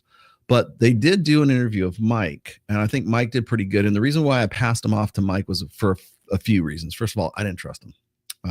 I am very distrustful of commercial television media, whatever. And yeah, I think I was pretty much in the right for this. But people kept saying, well, how come Rolo's not in this, blah, blah, blah, blah. I turned it down. I would have, but I passed it on to Mike. And then they wanted Mike primarily because Mike he's got a bigger group than I do. He's got Men of Action. I've got Reignite. I've got 40 people in my group. He's got like 600 people in his group, or more than that, I think. But in his school group anyways, I don't know what his membership count is, but his school group is like in the 600 or 700 range. Mine's in the 40 range. So, and then I didn't want to have to go through all the rigmarole to get permission from all the guys who would be in my group. And my group we just finished doing the Reignite at was it the Babes in Toyland in August, and it happened a little bit too quickly. So they did an interview of Mike. They went to his immersion to talk to somebody. They actually talked to one of the guys at his immersion. Most of the guys don't want to talk to him, which probably a good idea, because they already know what it's gonna. Trust me, if you're a mainstream media outlet, most people they're not going to trust you no matter what. So which is why it seems like a lot of these guys who are like opponents of the manosphere got a lot more time than, like, say, Mike, who was the only one who you could even say is a proponent of the manosphere, although Mike calls himself red pill adjacent. He doesn't really call himself red pill per se, which I think is kind of silly at this point. But it is what it is. And so so this is the film crew that came in. They did a video and they did an interview of Mike.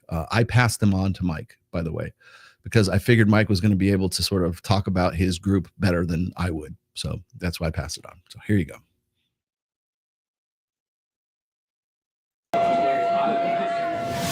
It's cool to not care as a boy. You won't ask for help because you don't want to be seen as weak. America's young men are falling behind at school, at work, and at home.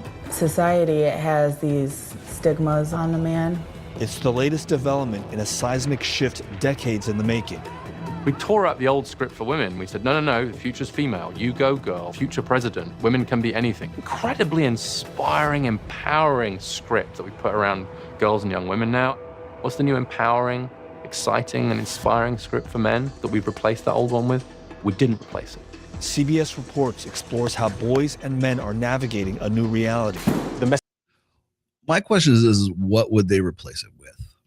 What's the narrative that they wanted to replace it with?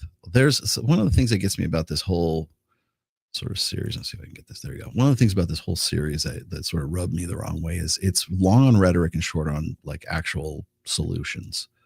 And it's short on actual descriptions on top of that. So like I've heard Richard Reeves say this a million times. It's like, well, we didn't replace it. Well, what should we have replaced it with? Like, what would be?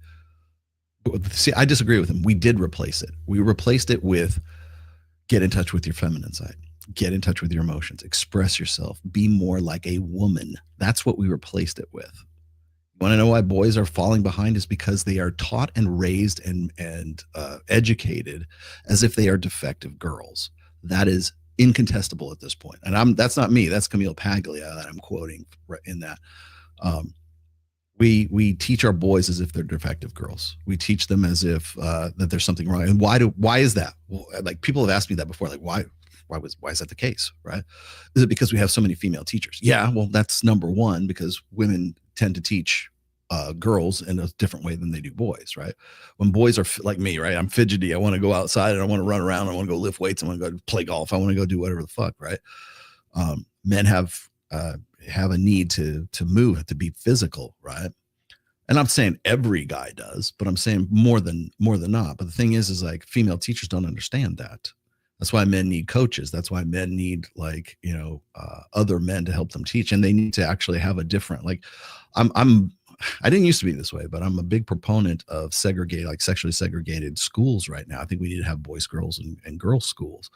I don't see that happening and being standardized at any point. Maybe in the Catholic school system it is, but I don't see that happen. I think that's a good idea, but the problem is that we teach our boys as if they're defective girls. Why is that the case? Well, because we presume, once again, in the blank, we presume the truth of the blank slate. The blank slate is that we're men and women, boys and girls are functionally the same. So if we can teach girls this way, boys ought to be able to learn this way as well. And if they can't, there's something medically, clinically, physically wrong with that boy. And the problem is boys don't have the same hardware. Our brains are wired differently. Our body chemistry is different. We have 17 times the amount of serum testosterone than women do. That creates changes in men and predisposes us to certain things that women are just simply don't have that experience. But if the female experience is the correct experience, that's when you run into problems. That's what I was saying before. That's why emotionalism, egalitarianism, the blank slate, and social constructionism are always the fallback. Those are the 4 pillars of feminism and wokeism and liberalism and leftism as well. And the reason why those are like unquestionable truths of that particular mindset. And the reason is because it's a female psyche. It's a female mindset. Women tend to be more collectivist. They tend to be more communitarian. They tend to prioritize emotion before reason. Wouldn't it be wonderful if we were all equal? Well, the thing is we have thought that men and women are functionally the same, and yet boys are falling behind. Oh, we didn't replace the narrative for those boys in the 70s or whatever, when we told men, you go girl, you can do whatever you want. When we're busy empowering women, it's a zero-sum game. That's my biggest point of contention with Richard Reeves, is like he thinks that it's not a zero-sum game. We can advantage boys and not disadvantage girls. I'm like, well, that'd be great. Well, for A, what's your plan? And then B, that's simply ridiculous, because up until now, it's been a zero-sum game. To advantage women, we have to actively disadvantage men. And we've done that. The result is right here. It's the boys falling behind in school. It's boys being taught as if they are defective girls. It's right there, black and white. The numbers don't fucking lie. So what are you going to do about it? Nothing. In fact, if you ask them, what's the ideal? Well, what's the ideal guy look like? How do you get from point A to point B? How do you get from like non-ideal to ideal? Well, first of all, their ideal is false because it's based on false premises. It's based on emotionalism, social constructionism, the blank slate, and egalitarianism. That's the ideal, to have all of those and working in orchestra. But it's not.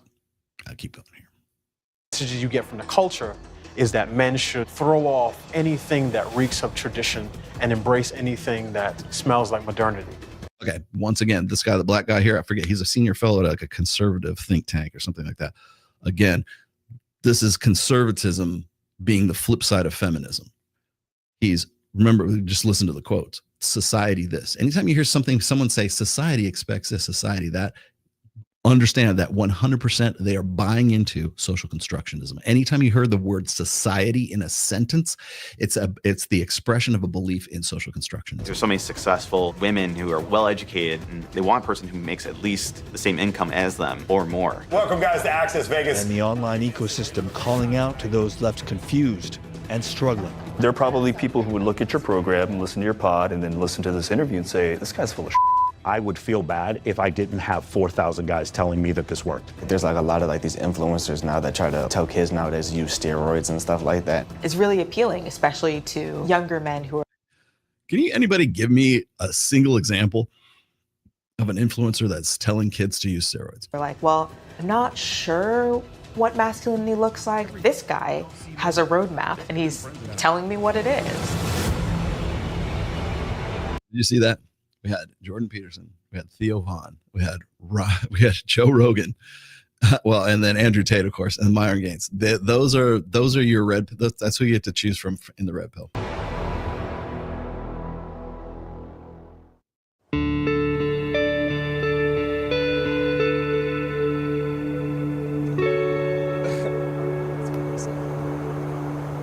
Bro, all like 3 of my classes, all my electives I'm taking, they're like all underclassmen. And then all my other classes are just probably be year 2s. So. I have like a lot of elective. Like I'm doing like art, like I have weightlifting. Santos Navarro and Ashton Stevens are seniors at Oberlin High School in Ohio, where they're both active in sports. I'm just excited to get it done. Yeah. I want to move on. I want to be done. Yeah. Stevens is captain of the varsity soccer team, while Navarro plays linebacker on the football team.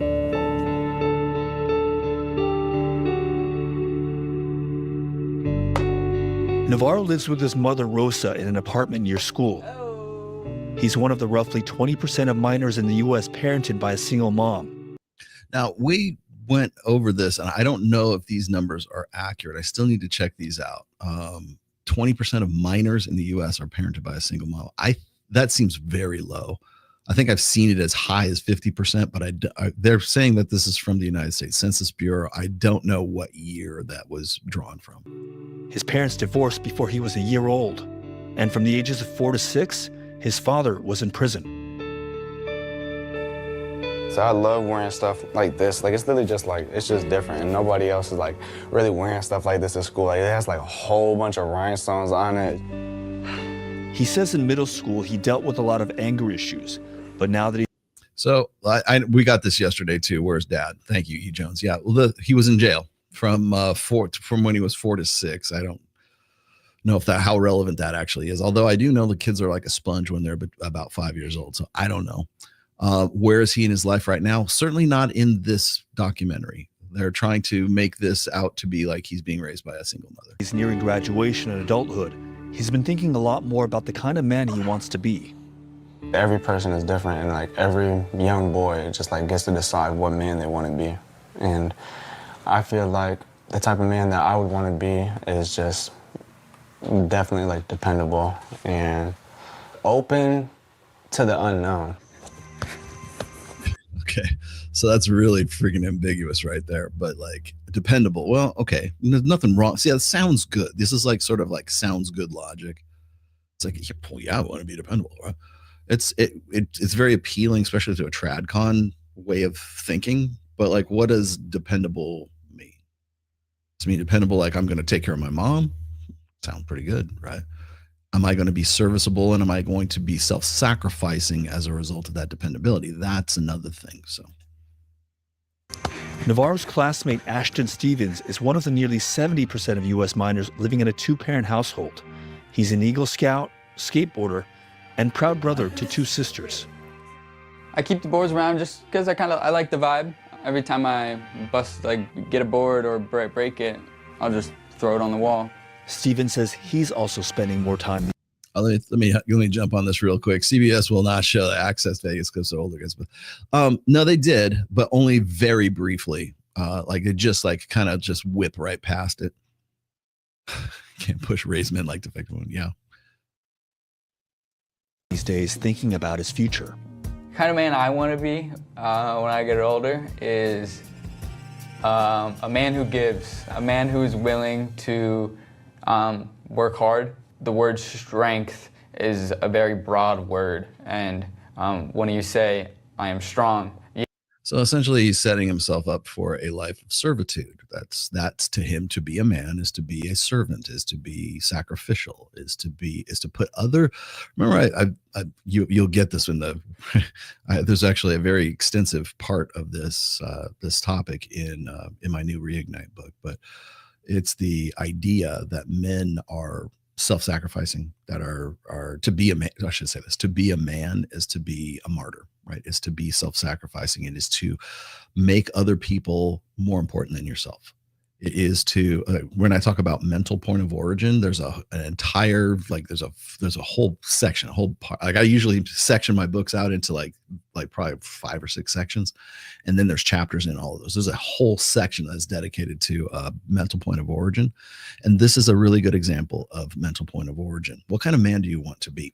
The answer to that will answer what those kids' mental point of origin is, and both of these guys answered basically the same thing. To put other people before I think of other people before I think of myself, to place other people's needs and place other people's perspectives, or to take other people are more important than I am, right? The first thing that jumps into my head, this is the definition of mental point of origin. the first thing that jumps into my head when I have to make a decision is, how will this affect other people? And then somewhere in that cognitive stack, it comes me, right? How will this affect my girlfriend, my wife, my mom, my sister, my future girlfriends, and then you? Like, it's easier to, especially for young men. It's like, where are you gonna go to college? They're not going to, most men or most young men, assuming they go to college to begin with, aren't going to go to college because it is something that they're really super passionate about. It's usually because their girlfriends are going there, or their parents want them to go to a certain place, right? Or the expectations that are placed upon them, right? Rather than putting themselves first in that cognitive stack and that decision-making stack. That's what I call it. It's like the point of inception. It's kind of like the movie Inception, right? Where in the inception order, at the very base, the very lowest point of the inception, like where do you fit in?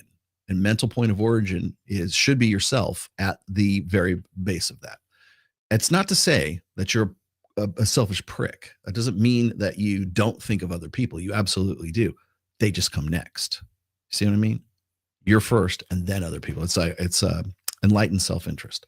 I can't help others until I can help myself first, or I can't help others as well as when I help myself first. That's the basis of enlightened self-interest, and that goes hand in hand with mental point of origin. So whenever, because people have been using my fucking term, mental point of origin, and bastardizing it. They want to turn it into like the Tony Robbins, think of yourself first, bro. Put yourself you're number one. Like, that's not mental point of origin. It's literally down to the cognitive level.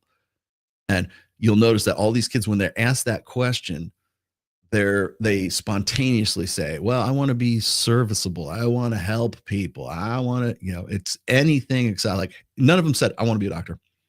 I want to be a lawyer. I want to be a business owner. I want to do this. I want to do that. I want to see the world. I want to go, I want to fight, and I want to fuck, and I want to run, and I want to feel the blood in my the pulse in my head going. None of that. It's immediately what sounds right. And what always sounds right is whatever benefits the feminine imperative first. They come second. I'll give you one quick example here. I forget the program I saw this on. I think it might have been like Jim Rome or something like that. It was a sports show. And there was a guy on there who was like a recruiter for college football teams, right? And so these recruiters go to high schools to find out, the prospective players that they can bring to Stanford or wherever they're going to go play, right? And so what happens is the guy will go, or the recruiters will go, and they'll find a really good potential running back or wide receiver or quarterback or whatever it is, whatever position that they need for that particular football team. So they can, because college football, college sports are big fucking money. And so what they will do to recruit that kid is they'll say, well, how would you feel about having a full ride scholarship to Ohio State University? Okay. Oh, that's awesome. Sure. I would love to do that. I'm going to major in economics. I'm going to major in this or whatever, blah, blah, blah. That would, like, if the guy is thinking, if a kid is thinking about himself, if he is his mental point of origin, he's going to probably jump on that opportunity. But the thing is recruiters already know that if that kid has a girlfriend and they're serious with that girlfriend, odds are they need to recruit the girl to go to OSU or to go to Stanford or wherever it is. So if his girlfriend wants to go to Stanford or wants to go to OSU and they need her at Stanford, they will offer her a scholarship at Stanford so that the boyfriend, who is the potential quarterback or the potential running back, whatever, for Stanford, that they can get him there too. Because if they can get the both of them there at the same school, then that's going to happen. If not, the reason why this is such a big deal for college recruiters is because, statistically speaking, if the kid is a great athlete and he has a girlfriend, he's going to go and follow the girl to whatever fucking college that girl gets accepted to. So if the guy could have a full ride scholarship at Stanford and his girlfriend's going to OSU, he's going to go to OSU. So what do? They factor that in and they go, well, it's going to cost us X amount of dollars to, like, it's nothing to them. That's a tuition, right? They're going to have the girl go to Stanford so that the guy will go to Stanford as well. Because why? because the boy, when he was 5 years old, was taught exactly what these kids are taught right now, which is serve others, put others before yourself. And who are you going to put before everyone else? The girl who's sucking your dick. The girl who is giving you, that's having sex with you, the first girl to ever have sex with you, so that you'll go and you'll major and you'll change your college and you'll move to a different town and you'll take a different job and you'll have a completely different life's course because you are not your mental point of origin, to the point where you'll sacrifice everything else. And guys don't want to be narcissists, and they don't want to be, I don't want to be like everything. I don't want to be like my asshole dad who's ended up in prison and divorced my mom. I want to be serviceable. And so what does that do? How does it affect a young man's psyche? It puts him into a state of mind where he puts other people's needs before himself, and that defines the course of his entire life. That's what I'm getting at. Yeah, that at face value, that means like strong. It could mean so much more. Mentally strong, like I feel like there's a lot of levels to that one word. Both Stevens and Navarro's mothers say they are immensely proud of their sons, but share similar concerns about the challenges confronting this generation of boys and men. Society has these stigmas on a man and like the pressures of a man. What did you just hear? Society has pressures and stigmas on a man. That is social constructionism right there. Anytime you hear society, that is someone who believes in social constructionism. What a man is. Stephen's mom, Joanna, struggles with how to encourage her son to succeed, an issue she says she doesn't have with her daughters. With girls, you need to make sure that they are, strong. It's easy to say, No one can define strong. As long as strength remains ambiguous, it could be anything. It could be anything you want. Oh, like when we talk about like emotional intelligence or whatever, like that, there's no such thing as emotional intelligence. It's bullshit. It's a bullshit term for a bullshit gynocentric social order. But the thing is it sounds like it's right. It sounds good. And as long as it remains ambiguous, as long as you can't define it, the thing about the gynocentric social order and the thing about like thinking in terms of like making the female experience the correct experience is everything like strength becomes transvalued, meaning that, and I mean that in the clinical sense, is like good is bad, bad is good. It could be whatever you want it to be. And that's the same thing that we've been applying towards masculinity. We don't know what it is. So you got to define it and tell us what it's all about. There's no actual definitive definition of what masculinity or strength happens to be. strong, you need to be independent, you need to, look after yourself and be in control. And with boys, you can't really say that, because if you tell a boy you need to be in control, it just sounds wrong. And both boys. Why does it sound wrong? I got into this with Mike the other day too. It's like, why does that sound wrong? To be in control. I mean, he's already a Boy Scout, right? For fuck's sake, he's got to have some sort of self-control. He's got to have what's the Boy Scouts? Oh, somebody knows the Boy Scout oath, right? On my honor, I promise to. Yeah, like that's the thing is the thing that scares a female-centric social order is men in control. Now, what she really means is like self-control, right? Having control over what?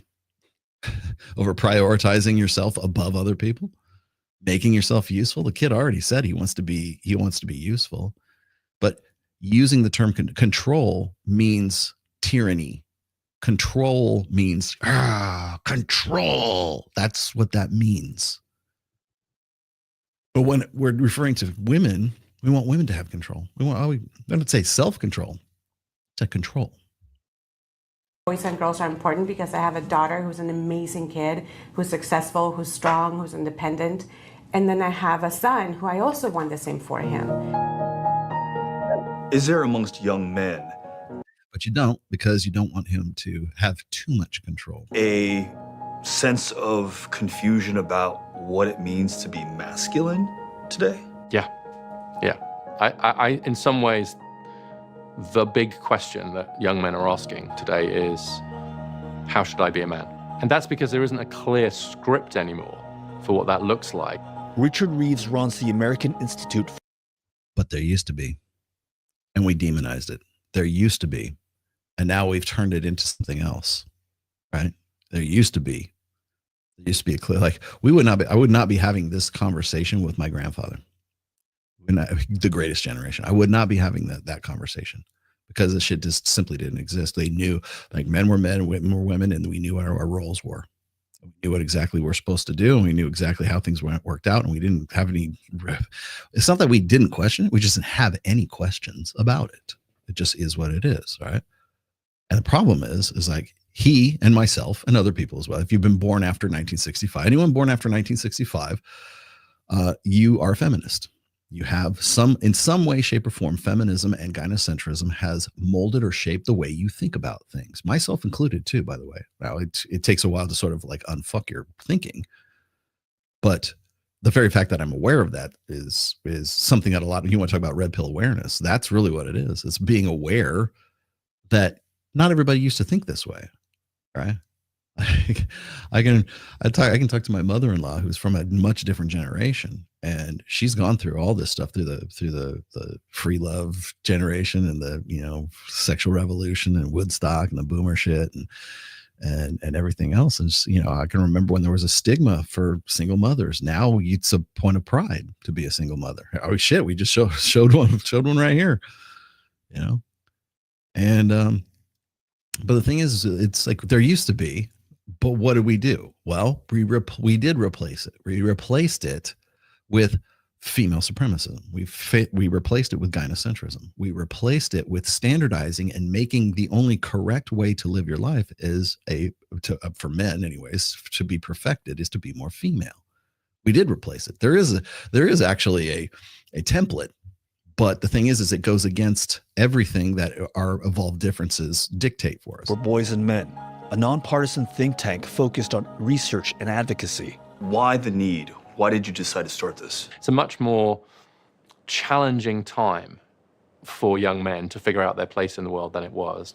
And then you add to that the fact that we have massive education gaps. Boys are lagging behind girls in school, especially in reading, and they're less likely to go to college. Today, it's women who are 15 percentage points more likely to get a degree than men. We've flipped the gender gap, and actually women are a bit further ahead of men today on college. One thing they didn't ask him that I really wish they would have, or they would have included in this, was his proposal to hold boys back one grade, to make them be a year older than they were before. Like if a girl is like, let's see, she's 10 and she's in the fourth grade or fifth grade, the boy could be 10 and he's in the third grade. Right, that was one of his solutions. They didn't do; he just danced on by that one. Campuses than men were in the early 70s, which is when we passed Title IX and had a really concerted push around kind of helping women. In the average school district, boys are about a grade level behind in English. So we see very, very big gaps in the education system and in mental health, and I think that then flows into employment, family life, and so on. Okay, one thing they skip by here, and I would ask this directly of Richard, is that the result? What is that the result of? Because you can't blame this on the college system. It has to be laid directly at the feet of how the modern, at least in the United States, the modern education system works, at least in public schools. And what do we see in public schools? We see 77. At least they'll cover this. We see 77 to 80 somewhere. I don't forget in 2007 it was 75% of teachers were female from the time you were in kindergarten or preschool all the way up until you get to postgraduate. 77%. I think it might be more than that because the last numbers I got were from like 2007, I think. But so how has that changed? I would love to know what those stats are, the modern stats are for all that right now, because I think it's probably higher than 75%, but I could be wrong. Even if it is, odds are, 1 in 4 teachers you're going to have is going to be male. And usually that guy's going to be either teaching math or he's going to be a coach, right? So why are boys falling behind in things like reading and writing and like language skills and language arts? Is it because their female teachers are teaching in a fashion or in a way that makes it easier or is more, conducive to the learning process for girls in the class than it is for the boys? Why aren't we asking that question? Again, here it is again. I have the data. You have the data, and I am interpreting it differently than you are. I am asking a question that you aren't fucking answering, either because you're unable or unwilling, because maybe it just simply didn't occur to you. Why isn't it even occurring to you? I have the data. You have the data. Here's my question. Why aren't you? You're the guy who runs the League of Boys and Men or something like that. How come that is not even a consideration in this series? Or I've never heard him say anything about this. Like, could it possibly be that female teachers teach boys differently? Could it be that we teach our boys to be defective girls who later on become defective men who are defective women? Could that possibly be? Could that be something that generationally has happened over the last 4 generations? Still won't answer those questions, because to answer them, requires no ambiguity and requires a concrete empirical answer, which they avoid like the plague. And second of all, to simply ask those things seems sexist. It seems racist. It seems, I don't know, bigoted. Whatever you want to call it. Name your stigma. I don't care. It seems wrong to ask that question, which is, again, why when Andrew Huberman says something that Mystery said, decades before, it's okay when Andrew Huberman says it, but it's not okay when Mystery says it. It's the same dynamic. We're just seeing it at play right now in 2025. Same difference. From 1970 to 2020, the percentage of men participating in America's labor force fell nearly 5%. During the same period, the percentage of men getting married also fell by twice as much. Young men and boys are falling further and further behind. Many are disconnected, sort of disaffected. Okay, I'm gonna stop it here with the Delano Squires. It's interesting that they throw the marriage statistics out there. Is it because men don't want to get married? Is it because they're avoiding marriage? Is it because those evil red pill guys are telling them to avoid marriage? Or is it because they are simply unmarriageable? Because they're not making enough money. They're not good bets for women's futures. Is that the case?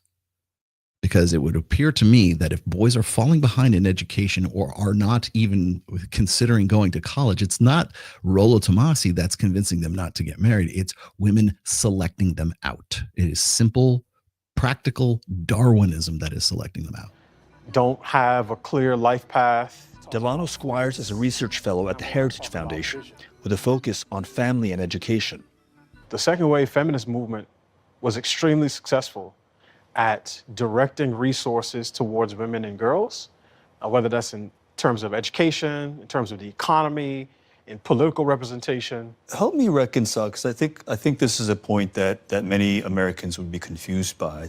The highest echelons of power, whether in the corporate world or in government, are largely held by men. I think part of that is recognizing the generational divide. The crisis is generally speaking among younger men, right? So that's why we're talking about boys and men.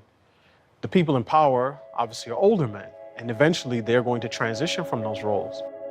No, it is because when the next person is going to talk about this. It's because what's called the apex fallacy.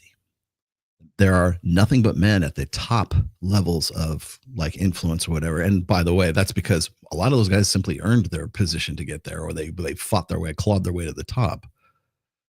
I pointed this out on yesterday's show with Mike, is that if you look at the, I think it's the Forbes list of the top most wealthy women on planet Earth right now, all 10 of them are there in those positions as a result of either divorce or of inheritance. They are not self-made billionaires. They like, what's it, Mackenzie Bezos, she's like worth $33 billion as a result of her divorce from Jeff Bezos. So that's the thing, is like, is it endemic sexism that is keeping women from these top positions? Or is it that they're just simply not suited for those jobs? And the other thing is, like, it's apex fallacy. You're only looking at the very top of that pyramid. What's at the bottom of that pyramid is a whole lot of disaffected men. And in between, in the power pyramid, is nothing but women in the middle part. The median age of both Fortune 500 CEOs and members of the House of Representatives is about 57, while only 28% of... So would it, if we eliminated that 7% and everything was 50-50, how would that make anything different? The members of Congress are women. The number of women sworn into the most recent Congress represented a 44% increase compared to 10 years ago. There are more Fortune 500 CEOs, I think, named like John, David, and Mike than there are female Fortune 500 CEOs, period. There are probably more men named John, David, or Mike in the United States in general, but let's keep Period. But the thing is, most men are not Fortune 500 CEOs. And these men who are succeeding extremely in their fields, they're doing great, but they don't necessarily represent all men or even the majority of men. Yes, it's called the apex fallacy. Every time, I love it. Every time I get this from a feminist, don't you know the Fortune 500 company owners are blah, blah, blah. I'm like, yeah, but you know who's below that? A whole lot of women. And all you do is look at the top. All you do is look at the top of that pyramid, to the exception of every other part of that pyramid. That's all you're going to, if that's going to be your definition of what men, so therefore it is endemic sexism. Christine Emba is a senior fellow at the American Enterprise Institute and author of Rethinking Sex, a Provocation. Pretty much since the founding of the United States, political thinkers and ideas people have been bemoaning the state of American men. First, it was that the frontier closed and American men didn't have anywhere else to explore. Then it was that the world wars had decimated men. Eventually that turned into sort of an obsession with how unfit physically men were getting. So this has always been sort of a question that's being asked of men. However, I do think that in this moment, men maybe are facing an identity crisis. One of the things that a lot of the young men I've talked to mention when I'm asking them about masculinity and manhood and where they get their ideas of how to be a man from is male role models. Yes. Hey, I have a tie for you. All right. Many. Dude, this is like so evangelical, like youth pastorish. I just like goes up my neck. Will say my dad wasn't in the house, or like I don't really have sort of older men around me who like taught me how to be a man. And even if they had, and they had been the old school, conventionally masculine men, they would have been marginalized. They would have been demonized. I have just to put a little footnote in here. I get this a lot. I was like, well, what about male role models and yada yada? It's like, well, the thing is like you're looking also at a generation of Gen Z and even the ones past that. You're looking at a generation of young men who have been fathered by blue pill men. So you're looking at the second generation from the I know because my generation, Gen X, we were the first generation to have to like I've never known a time or a social order that hasn't been gynocentric. And I just became aware of this like 20 years ago, maybe 25 years ago, right? So when we're talking about like male role models, even if there's a father in the house, that doesn't necessarily mean that father is actually a quote unquote strong male role model. And I mean that in the sense like he's not like some drill sergeant or some asshole or some, he's going to like burn cigarettes on you for like, disobeying or some shit like that. I mean in the sense that like he's just a weak male. He's basically an indentured servant in his own house. Like she's the boss, got to check with the boss. Happy wife, happy life. That guy is a worse role model than the guy who might be authoritarian in the house. Dad was an asshole, but I learned my dad was an asshole. My dad was a disciplinarian. My father was like very, very few and far between were our moments of like true affection, right? And usually it was because I did something good, right? Like there's a performance, quality to the performance requirements for that to ever occur. Good job. Really? Yeah, good job. Oh, fuck. Holy shit. Thank you. But because those were more meaningful, right? I think I've told you this before. It's like one of the ways that I sort of came across or came into understanding boundaries was through my father. Because my father, like my brother and I have a younger brother, if we did something that was like that my father didn't approve of, Like usually we got smacked around. We got the belt, man. We got smacked. My dad was my mom left us when we were younger, and so like it was I was actually oddly enough raised by a single father, and so my dad had to run a tight ship with two boys. Definitely had to run a tight ship because we had my brother and I shared one common interest, which was beating the fuck out of each other. But there was not a summertime when we would not go out and try to find some way to get into some shit. And so my dad got to the point where like we didn't want to get beat and we didn't want to be punished. We didn't get spanked or whatever the fuck it was. And at some point we were getting too big and too old for that. But my dad would give us the eye, right? It'd be like, I can't even do the look. I can see it in my head, but I can't even do the look, And so you get the look and you're like, oh shit, dad's giving us a look. And that's how we knew he fucked up, right? And so we knew we fucked up, right? So it got to the point where like we would go, okay, I don't want to get the look even. I don't even want to risk the look, right? So even to this day, I'm in my late 50s, right? And so now it's like I still think of things like I'd make a decision. Do I want to do this? Do I want to try this? Do I want to try that? Like I'm like, whoa. What would my dad? What look would my dad give me if I made this decision right now? And so it came from love for sure, but like my dad was under a set of conditions where he had to do those things, right? And so what's funny to me is like my father raising myself and my brother would be demonized, absolutely just pilloried for his parenting skills, which were just like sort of make it up as you go along kind of thing.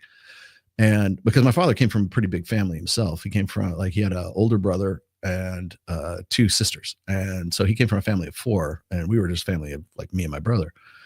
And so I think he was probably trying to like, he probably used some of the stuff my grandfather used on him. I don't know for a fact, but the thing is like, I don't think that this generate, like certainly Gen Z or whatever has the benefit of an authoritarian father, because to do so means you're demonized. You're not caring. You don't want, it's okay to cry, let's go and get in the trust nest, talk about our feelings, which is just, all it is just female therapy speak is what it is. I think boys in particular feel this emotional roller coaster, this push and pull of like, on the one hand. All right. Welcome to the main event here. This is Johnny Cole. What do you notice first? You're correct. Johnny Cole, founder, CEO of, what is it? Man Enough. He kind of has the same vibe as Justin Baldoni, but a little gayer. And there's a reason for that. Anyways, before I start to give you the preamble here, now we've gone from social constructionism into emotionalism.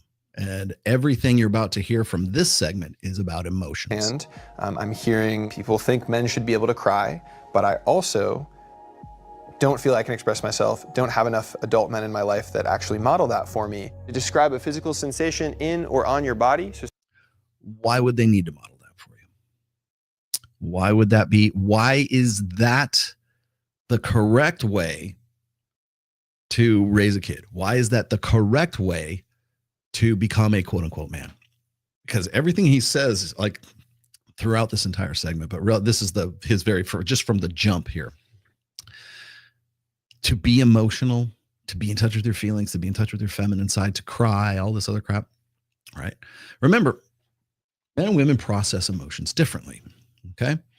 And we process emotions differently, but we process, like, in particular, negative emotions differently. So when a man is distressed, they tend to default to anger. Who do I fuck up? Who do I beat up? Who do I lash out at? Who do I unleash my anger on? For women, they tend to cry. Right? So the only way to be a perfected boy, remember we're teaching boys to be defective girls. This is a classroom full of defective girls here, courtesy of Johnny Cole. Okay. And there's a reason for that. But this is where the defective boys turn into the boys turn into defective girls, because they're taught that the female way of expressing emotions are the correct way. Why isn't anger? Why can't we just go and hit the punching bag? Why can't we just go hit the squat rack?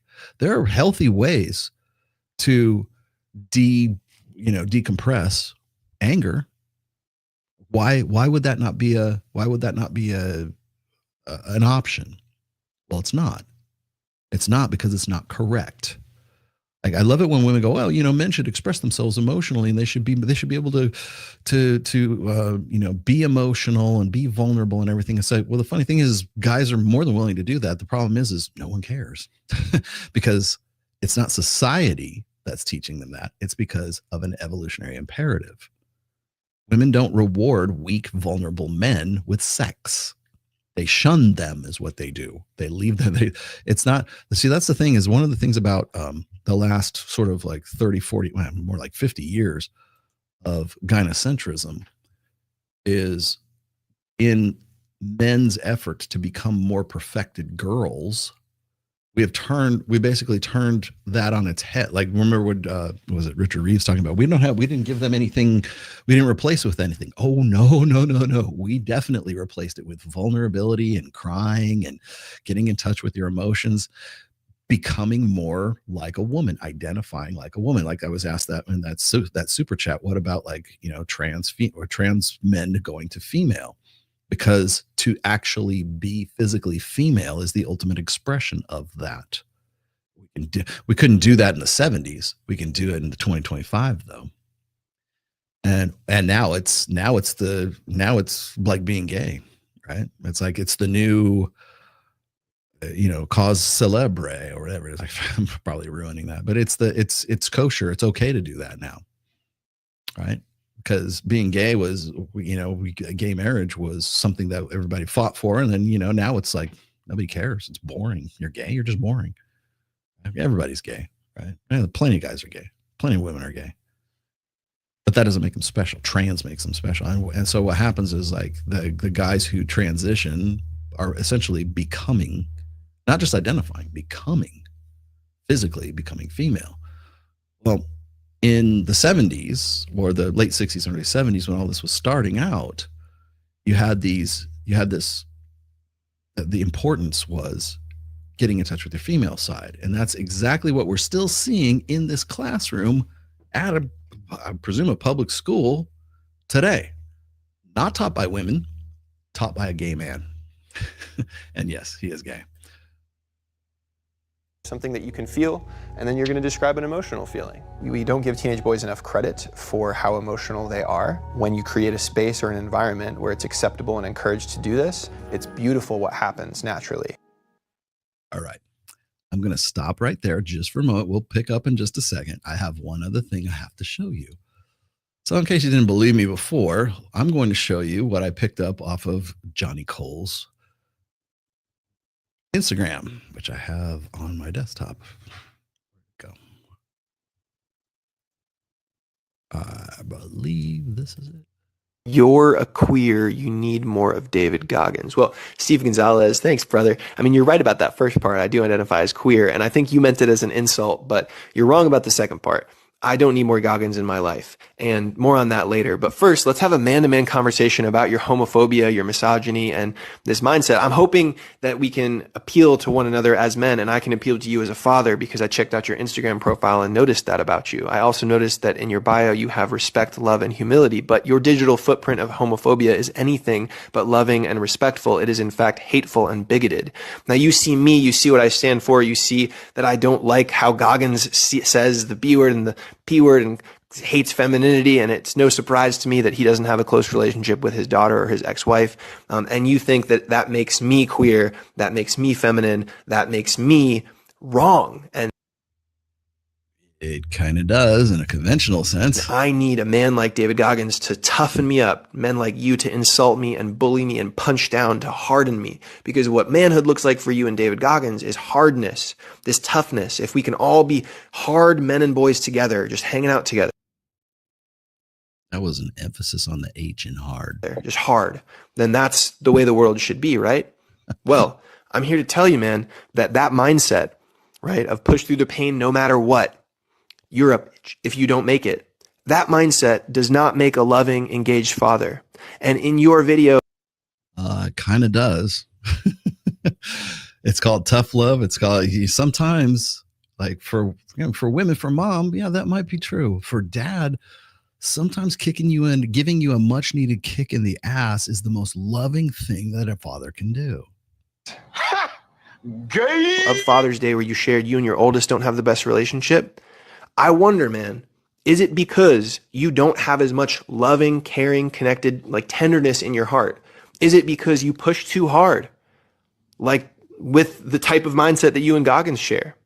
Another thing you might not know about me, brother, is that I was raised by a South African Special Forces veteran, someone who served in the South African border wars in a battalion that earned the nickname the Murder Battalion. They were trained by the apartheid secret police in interrogation tactics, and they were responsible for a brutal amount of warfare in this conflict, over 150 firefights a year. Really, really violent stuff.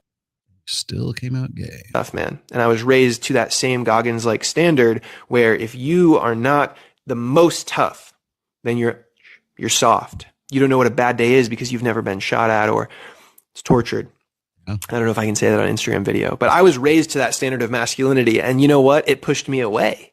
It did. You don't say. It didn't make me hard and tough. It made me feel worthless. It didn't motivate me.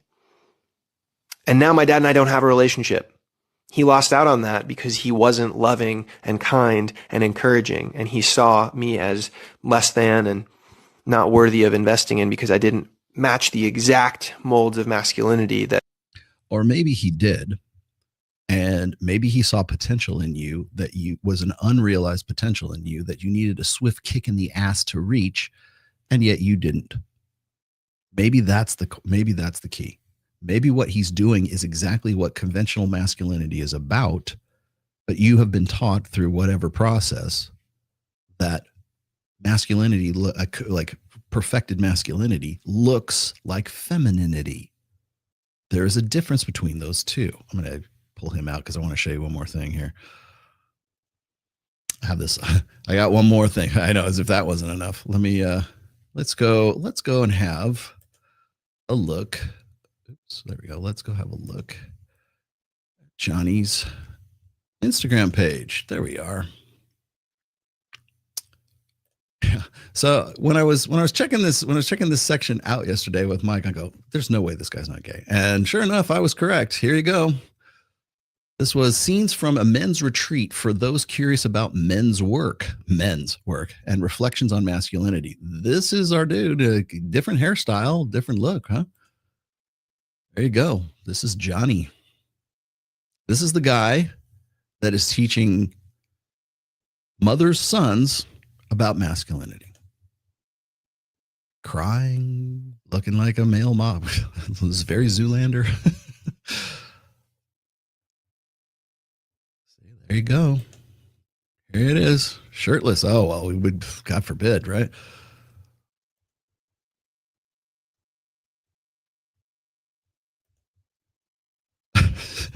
You know, I'll tell you what's funny. It's like, so this is like a men's group kind of thing. And I'll tell you the thing that gets me is after checking this out. Now I'll hold on. Let me see if there's some other ones in here that I wanted to get into as well.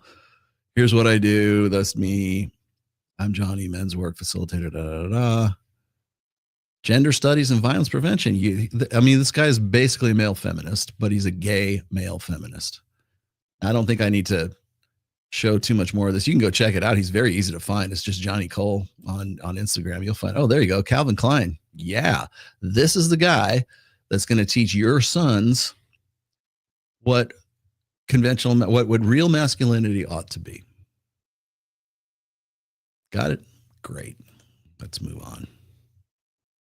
So this is the dude. And I brought this up. I just want to, I'll continue the rest of the video here, but I wanted to bring this up because this is what I meant when I said that well, first of all, we raise our boys as if they are defective girls. Yes, I got you, Bob. Don't worry. You're in, bro. And thanks for the $2 test. But this is the guy that is running the boys group at the high school. I don't know that the bald dude, his name is David Reese, the other guy who's the teacher there. It's going to get real interesting here in a minute, but I wanted to make sure that you guys already knew for a fact that the dude is homosexual. So just saying.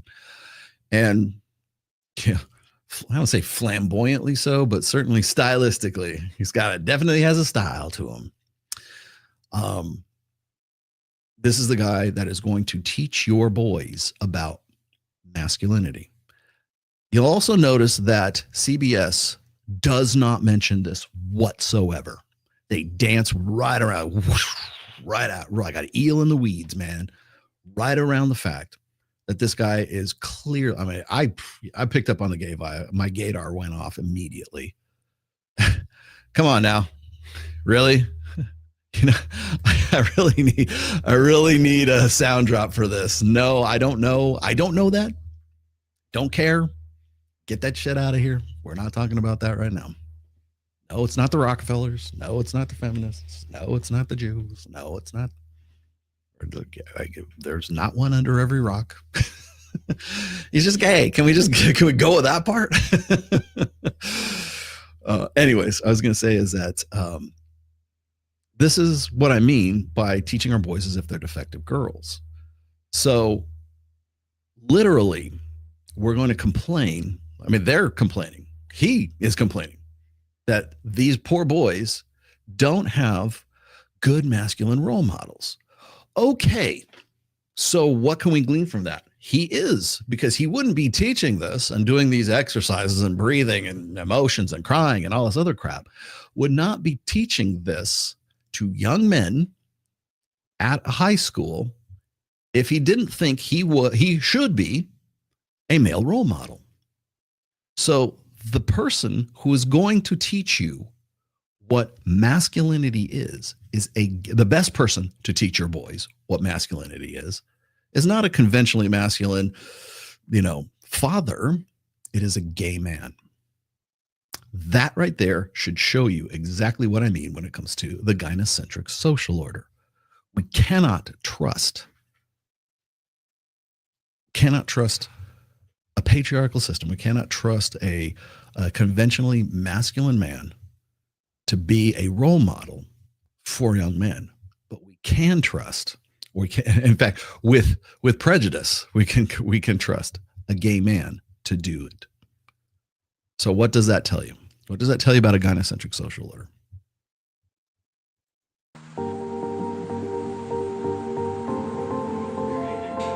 Classic 5 Friday. Drew!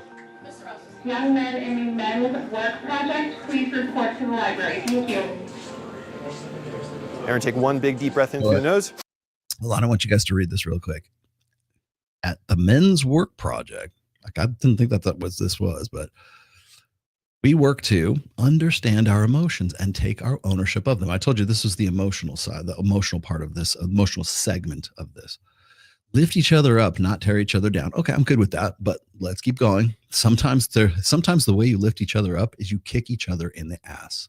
You elbow, you be a guy. You actually interact like men interact. Hold ourselves and each other accountable. Accountable for what? What do we need to be in control of? Accountable for what? Our thoughts, our thinking. What is it? So that we can grow into the kind of men we are proud to be. Pride. Be real, not fake or perform for others. That sounds pretty good, but again, what does that entail? And then lastly, help build a safer, kinder school and world. Sounds very feminine. Inside out. We're gonna do one more big deep breath in through the nose, and this time we're gonna bring our hands above our head. And side out, drop your hands. David Reese is a language arts teacher at Oberlin High School in Ohio. Johnny Cole is Reese's former student and founder. Did you catch that? Former student. Of Hey Brother, an organization that seeks to challenge and examine what it means to be a modern man. Every other week during the school year, Cole and Reese lead a group of over a dozen high school boys in lessons and discussions focused on the role of men in today's world, a program they call Men's Work. So here's a question. When in your life was there a time when you wanted to cry. You felt it. You wanted to cry, but you kind of like stuffed that down and would not allow yourself. Jaden? When my dog died, I feel that was just a big part of my life, and for him to be taken just in an instant, it was kind of sad. Who here has lost a pet? All right. Who here wanted to cry and did cry when you lost your pet? What? This is weird. I love that. I love this. It's like such a bait. It's such a bait question, right? Let me explain something to you. This is Rollo Tomassi speaking. This is not the voice of the rational male, right? Okay. It's okay to cry when your dog dies. Okay. Okay. You're going to do it anyways, right? Oh, here comes Ned. Ned, come over here, Ned. Wait, speaking of which, hold on. That. Oh, there he is. It's time for Ned. He likes ear therapy. Hold on, I got to give him some ear therapy here. There you go. Say hi, everybody. Say hi, Ned. Okay, good enough. Oops.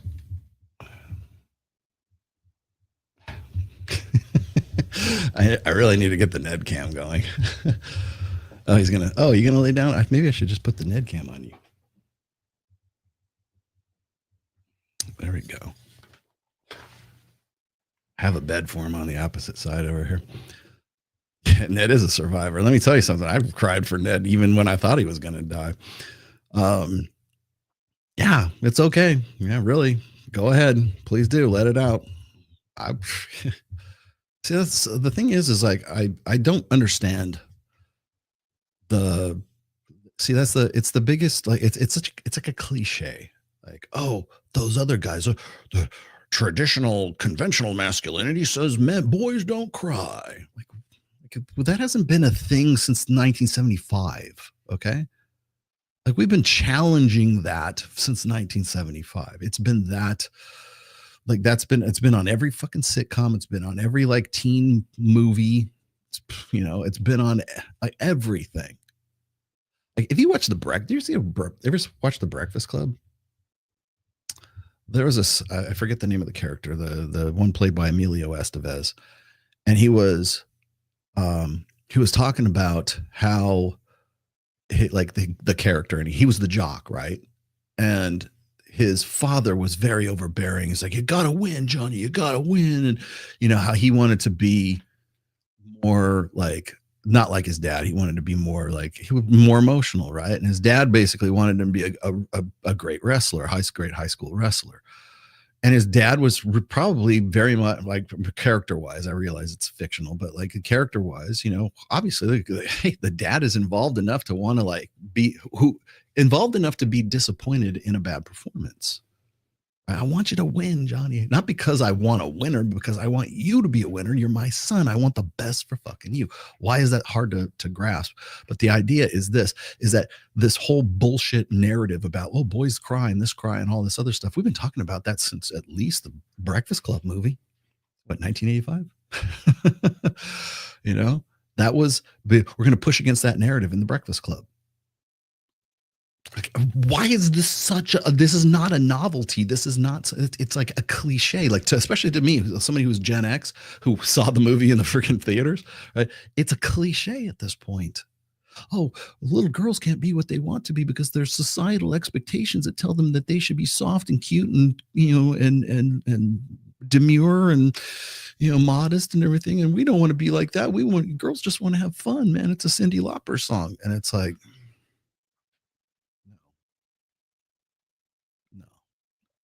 it's been going on for a long time. It hasn't been that way for a long time. This female empowerment narrative has been going on for decades, for 4 decades, 5 decades now. So to keep like clinging to this bullshit narrative, it's like, come up with some new material, please. So let's get back to it, right? Is it okay to cry when your dog dies? Yes, absolutely. Ned and Anna are number 8 and number 9 of the greyhounds I have had since 2010. So since 2010, for the last 15 years, I've gone through 7 greyhounds, and I will go through the deaths of Ned and Anna as well. Every last one of those dogs has died in my arms, or like right there in front of me, right? Every last one. I've been there for the day that I picked them up from the agency, from my gotcha day, to the day they were at the vet, and we had to give them the lethal injection. And it kills me. It tears out part of my soul every time that happens, because they are, I'll tell you this right now, if you have greyhounds, you know what I'm talking about. They are a heartbreak breed. I love the breed so much that it's like the good times, the shit that I just did right now, that's worth it. Going through all that crap, going through the, it's almost always osteosarcoma, like, because greyhounds are very prone to bone cancer, and it's painful for the dog and painful for the owner. It kills me too, because like I have had, like, when Bambi died, Bambi was one of my greyhounds, the one I had right before we got Anna, and we didn't know she even had no sign whatsoever that she had osteosarcoma. She just came off the stairs one time, and you could basically hear the bone snap, and that was it. She was not coming back from it. She had osteosarcoma. We just found out on that day. Suddenly, boom, that's it. That's the risks that you take. And so you have to enjoy and love every moment that you have that dog. Like there's not a day that goes by that I do not hug on my dog. You know damn well how I am about Ned. Here he comes again. Look, he heard me even talk about him. And you probably already know when he got in the fight with the Rottweiler and everything else that happened like almost 2 years. Well, yeah, about 2 years ago, coming up on 2 years. And I fought to keep him around. I was not about to let that.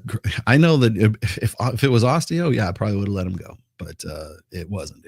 I wasn't about to have a Rottweiler, off-leash Rottweiler punch his ticket. So I went through a lot of shit, right? But it's okay to cry. There's nothing wrong with it.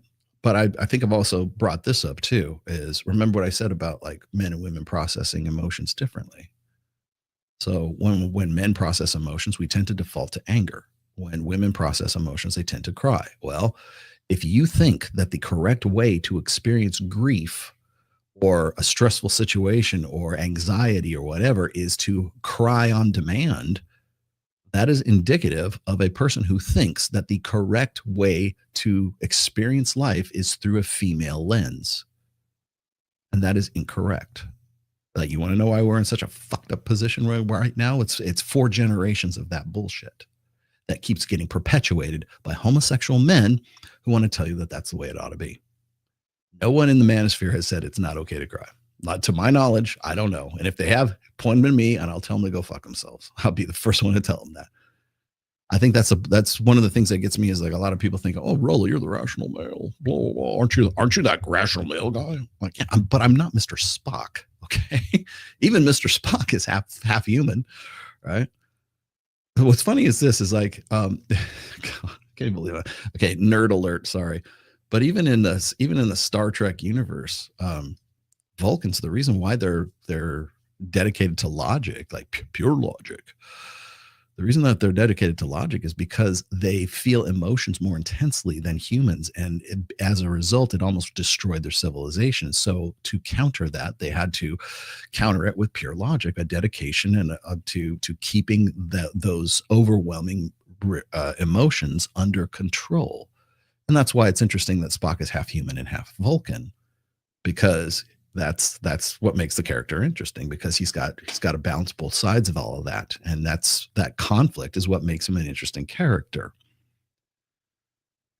It's okay for human beings to be emotional. I'm an artist. Clearly I play music. You know that. I paint, I draw, I do all kinds of stuff that you never see on my Instagram, because that's not what I will post on. If you come to my place, I'll be happy to show you. I have my Bachelor of Fine Arts degree right down there. Wish I got to put on the wall at some point. Yes, Rollo has a BFA in addition to psych, but we don't talk about that. But the thing is like there's this misguided preconception that if you're the manosphere, you're a red pill or whatever, that you in some way insist that men not be emotional. It's bullshit. And the reason why is because we ask the right questions that they don't want to answer. We prioritize reason above emotion, but that doesn't mean that emotion doesn't enter the equation. It just means it doesn't come first. It just means we don't like prioritize it and run our lives based on what our feelings are. But that's what these boys are being trained for. That's what these boys are equating masculinity with. And that has been the problem since the mid 70s. Let me get to these right quick. Let me clear these out here. Oh, I already got to that one. Let's do this one. I substituted for a first grade teacher last week. When I walked into the room, a little boy turned to a girl and said, "See, boys can be teachers too." Yeah, because they're so rare. Myron reported last time on his stream that 70% of men are single, ages ranging 18 to 30. I don't know that it's 70. I know that what he's doing is he's quoting, I want to say it's a Pew Research study, and it is actually 67, close enough, like 3%. He was only off by 3%. 67% of men between the ages of 18 and 29, 30 is out of the cohort, 18 and 29 are self-identify as being single. The other half of this, official Richard, is that 34% of women in that same age range, 18 to 29, identify as being single, meaning that 67 or 66% of women identify as being in a relationship or not single, whatever that means. I mean, is it possible that they're in lesbian relationships? Yes, it is, probably, but probably a much smaller proportion. And so the reason why he's bringing this up is, I brought this up before, is because what it means is that women in that age range are either one, fucking the same guy, or two, they're paired up with men who are 30 or above. And this, by the way, I'm glad you brought that up, because this sort of like puts the lie to all this assortative mating bullshit that we keep hearing all the time, that, oh, people who are the same age get together, right? No, they don't. They might have back in the 60s when they were coming up with the idea of assortative mating. Oh, people of the same socioeconomic level tend to get together and get married. Yeah, right up until 95, maybe 2000, before we had social media, before we had the rise of the she economy. Well, women who are college educated tend to get with other college educated guys. If they both happen to meet at that college, that might be true. The fact is it's not about who you get with and who you marry. It's about who you wanted to marry and who you were hoping to get with and who was the one that got away. That's what it comes down to. I think it's fascinating whenever I bring up those stats, and it confounds the assortative mating crowd. Yeah, I'll tell you what's funny is, like, remember when I was about a year and a half ago, when I was talking shit about mate switching hypothesis versus dual mating strategy. And now we pretty much put the lie to mate switching hypothesis, which was just this pop psychology bullshit that Dr. David Buss, of all people, trotted out there in his book, Men Behaving Badly, because he was selling a dating program and he wanted to appeal to women. Yes, that's now been confirmed. But you know what? Once the lie was put to that, and by the way, thank you, Mack and Murphy, for being the lead researcher on that, showing that there's no validity to mate switching hypothesis, and that things look a whole lot more like dual mating strategy. Once that happened, what happened? Everybody switched away, and now it's about assortative mating. So you went from mate switching hypothesis, and that's like the redheaded stepchild now. Nobody wants to talk about that bastard anymore. So now it's mate switching hypothesis, and now I got to take you to task on that too. No, it's not. It's all about dual mating strategy. Always has been, always will be. I got to your test, so let's see what does FYI Bob have to say? Does social constructionism equate to social conditioning? Yes and no. Social constructionism is an ism, first of all. Social conditioning is a process. So social constructionism is the idea that, social constructionism goes hand in hand with the blank slate. The blank slate is that everybody's equal, and it doesn't matter genetics don't matter. Everyone is born equal and has an equal shot at stuff, and we're all imbued by our creator with equal rights and everything else. And the fact, I hate to burst your bubble, not true. And has the nature versus nurture debate was destroyed over 10, 20 years ago by the 4 laws of genetic behaviorism. Once we were able to plot the human genome, that really put a lot of these old psychological presumptions to pasture, including, by the way, a lot of Carl Jung stuff. Once we were able to figure out that that personality is actually a combination of genes, it's much more it's like almost entirely heritable. Your personality is heritable. Now, are there certain proclivities that you have that are more prone to manifest as a result of your environment, or have it, like, for instance, like, I'm just going to throw this out there. Say, for sake of argument, you have a natural, innate, genetic gift, God-given gift from playing music. Okay. If you grow up in a household where your father and your mother are very religious and they don't want dancing and they don't want music and they just hammer down music all the time, you're still going to have a really great proclivity for music, but you're not going to be as great a musician as if you lived in a house where your parents were musicians and they encouraged that. So let's say you lived in a political state where musicians were hunted down and killed because you had that genetic mutation, right? Well, that's going to put a damper on your ability to be the lead violinist in, the Boston Symphony Orchestra, right? Or be Eddie Van Halen, right? So social conditioning is what you're seeing happen with Johnny Cole. It's a conditioning to one of the things I've said before is this. Maybe this clears it up. Men and women are born with innate proclivities. If you're a female, you have gifts, or you have like certain natural propensities that boys do not. Same thing for boys. For instance, this is the easiest one. Young boys can throw rocks, can throw objects with more force, naturally put their shoulders into it, and with more accuracy without being trained than girls do. Scientific fact, been proven for decades, for almost 100 years. We've known that boys have a natural propensity for understanding 3D objects.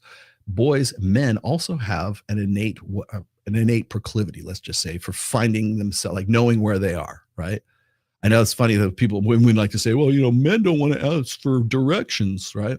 Yeah, because we already know we'd like to think anyways, we have an innate ability to sort of like dead reckoning, right? To know where we are.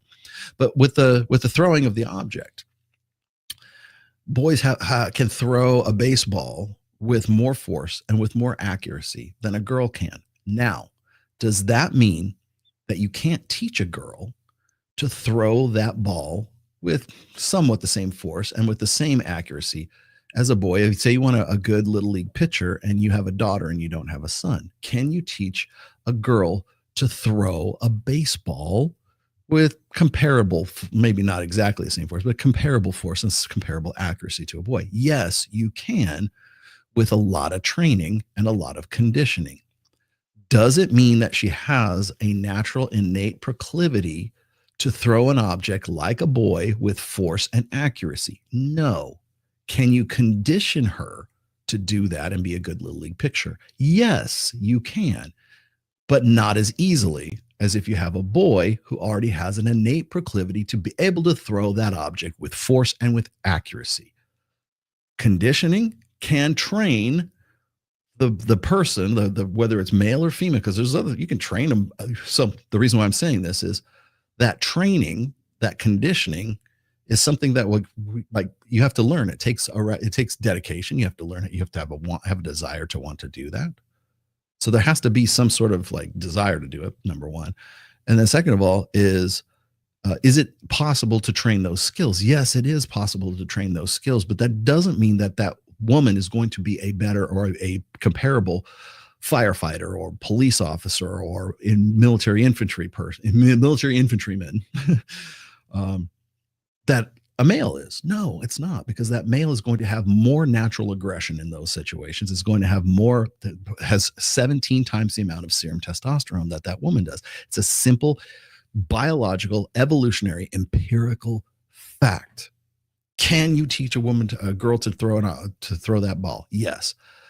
Likewise, you can teach young men, as they're doing in this class, to act more like women, to go against their innate proclivities, because the society says that this is what we value and this is what we don't value, or this, at least that's the presumption, right?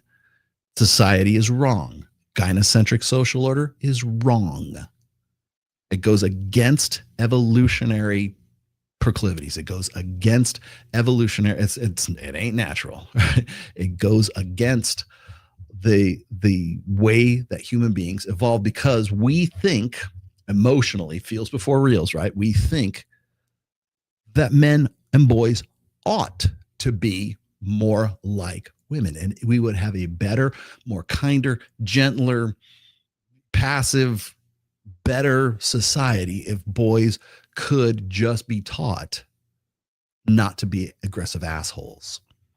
They could be taught not to do that. If they could just lower their find some way to lower their testosterone, they would be more perfected. They're not even human. Boys are not human unless they're female. Only females are actually human. It's a dehumanizing effect.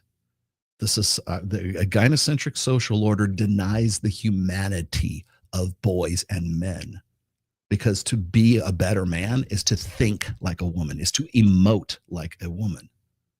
And how do we do that? We get them at the earliest fucking ages that we possibly can, and we train our boys and raise our boys to be defective girls. And why are they defective? Because they don't have that innate natural ability, proclivity to emote like a girl, to learn like a girl, to express themselves like a girl, to exercise and run around like a girl, right? Because they are boys. They are different. Again, blank slate. What you're doing is you're conditioning that boy to behave and to think counter to his innate proclivities. Why? Why does that seem like logic? Because we believe in the lie and the fallacy of the blank slate, that both boys and girls are exactly the fucking same, and it's just the plumbing that's different. Once you kick out the legs of the stool, the egalitarianism, emotionalism, social constructionism, and the blank slate, you kick out one of those stools and the whole thing, one of those legs of the stool, and the whole thing comes collapsing on itself.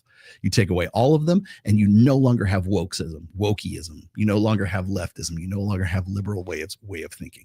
You sure as shit don't have feminism, and you sure as shit don't have this boys should think like girls and girls should think like boys. That goes out, that flies out the window the moment you remove all of those isms from the stool. And here you go again. The red pill is now mainstream now that Bill Maher popularized it. I don't think he popularized it, but by saying it twice when discussing it with a guest in regards to Tyler Robinson, who I have no idea who that is.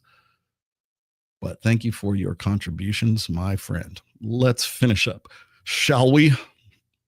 Why do you think there's a hunger for this now? I believe that there always has been, but it is more present and potent because we have a cultural dialogue around men being expressive and the expectation that men should be going to therapy, and women wish that they could find men who were more expressive. I mean, I met David when I was 13 years old, and at the time I was incredibly emotionally suppressed and struggling a lot at home because I grew up in an abusive environment. And so I developed a bit of a mistrust for opening up to. All right, hold on. We have to address the spammer here, Spellbinder. Here you go. Before I kick you off of here, Glenn Lawrence, I didn't betray Kevin Savo. Okay, so go fuck yourself. That's number one. Number two is anyone working with Pearl, anybody who has any kind of relationship with Pearl, you already know what my boundaries are, as do you, Kevin or Glenn Lawrence. Anyone listening to Glenn Lawrence for any reason whatsoever, like you really need to go look into his background. That's all I'm going to say. You really need to go check this guy out. You need to go talk to his ex-wife, Coco, and find out what kind of a guy he really is. Because that train is coming and it's going to hit him really, really hard. And that's why I don't want to be anywhere near it when it happens, right? The Coco train is coming fast. So let me, and so did you want to know why I left RAR Squad? Here's why I left RAR Squad, because, what is it? Nuke is dating Pearl. And I decided long ago, and you should, anybody who knows me should know that when I talk about boundaries, I expect you to know what my boundaries are. Same thing with my wife, same thing with anybody who works with me. There are two people that are not allowed in Red One Studios. One of those is Pearl and the other one is Destiny. I don't think anybody's going to invite Destiny anytime soon. But you should know that. I shouldn't have to say that. That shouldn't have, like people go, should we have her there? That's, I want. Remember I told you what my dad used to do when he was like, give you the look? I go, oh, maybe that wouldn't be good, right? It got to the point where my brother and I, we wouldn't do certain things, or we'd be like think twice about doing something that we would get the look for. My dad didn't. It got to the point where my dad didn't have to say he disapproved of that. We just knew. That's probably one of Dad's boundaries. Maybe we shouldn't cross that, right? I expect the same fucking thing from people I work with, from any woman I date. You want to know if you want a real? Here's a good litmus test for you. You want to know if a girl is like really into you, really has genuine desire for you. She'll know what your boundaries are without having to ask. She doesn't have to say, honey, can I please go on a girls' night out or a weekend away in Vegas with my girlfriends? That doesn't occur to a woman who already knows what the answer is. Okay. Same fucking thing with me, especially when it comes with Pearl. And that's the whole thing. I don't have anything against, hell, I talked to, what it was when we were watching the Stanley Cup, I was talking to Rocky Savo all the time. Didn't tell you that, did you? Yeah. Glenn, and I was still going to say like MLD and John, I love John like a brother. I still do. I think he's 100% wrong about me. And the reason why he's wrong about me is because his only source of information is Glenn Lawrence. Glenn Lawrence is a real piece of work, man. And you'll find out sooner or later, one way or another, you'll find out. If you can't figure that out, then I don't have anything to do with you. But the thing is as soon as I started limiting my availability, let's just say, to people who were working with Pearl, that's when Glenn Lawrence decided to step in and started poisoning my relationships with people like, Red Pill Thor, with Kevin Savo. He tried to with Andrew Wilson, who saw through his bullshit, but same thing with Jack Napier. Same thing with Nuke.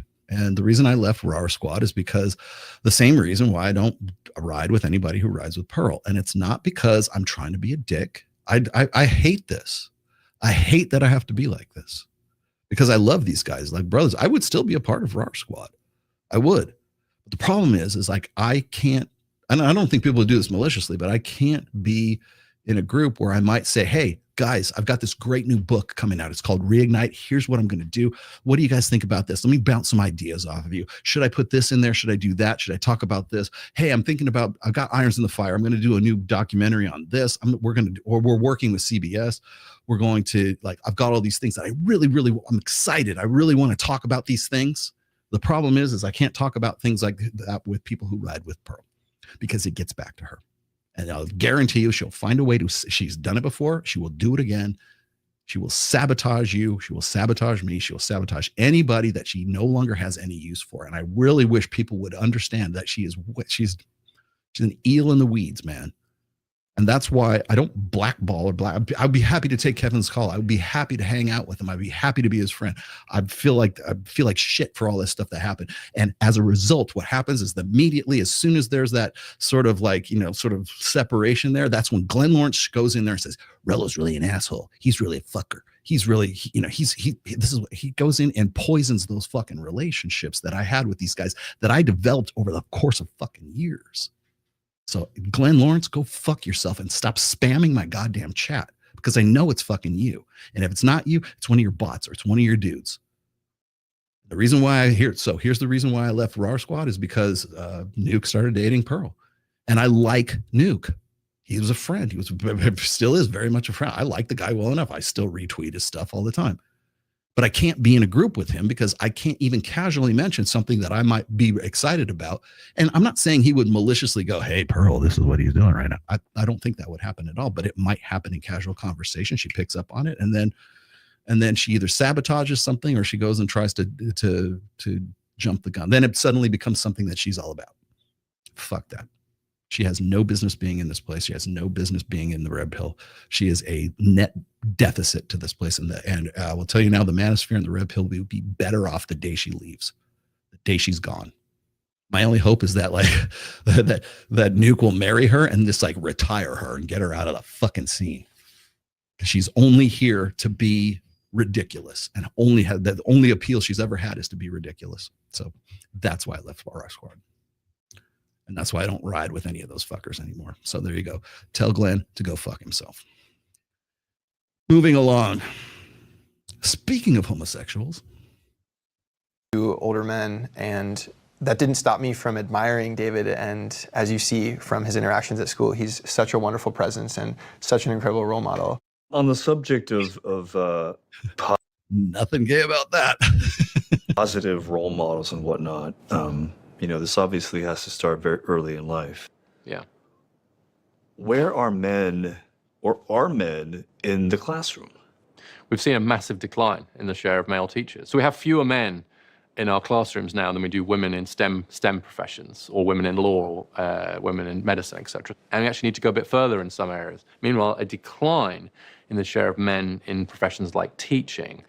And what that means is that there is just this dearth of men standing in front of these kids. Okay, so I'm gonna address this real quick. We're coming up on time, and I wanted to throw a few other things out here really fast.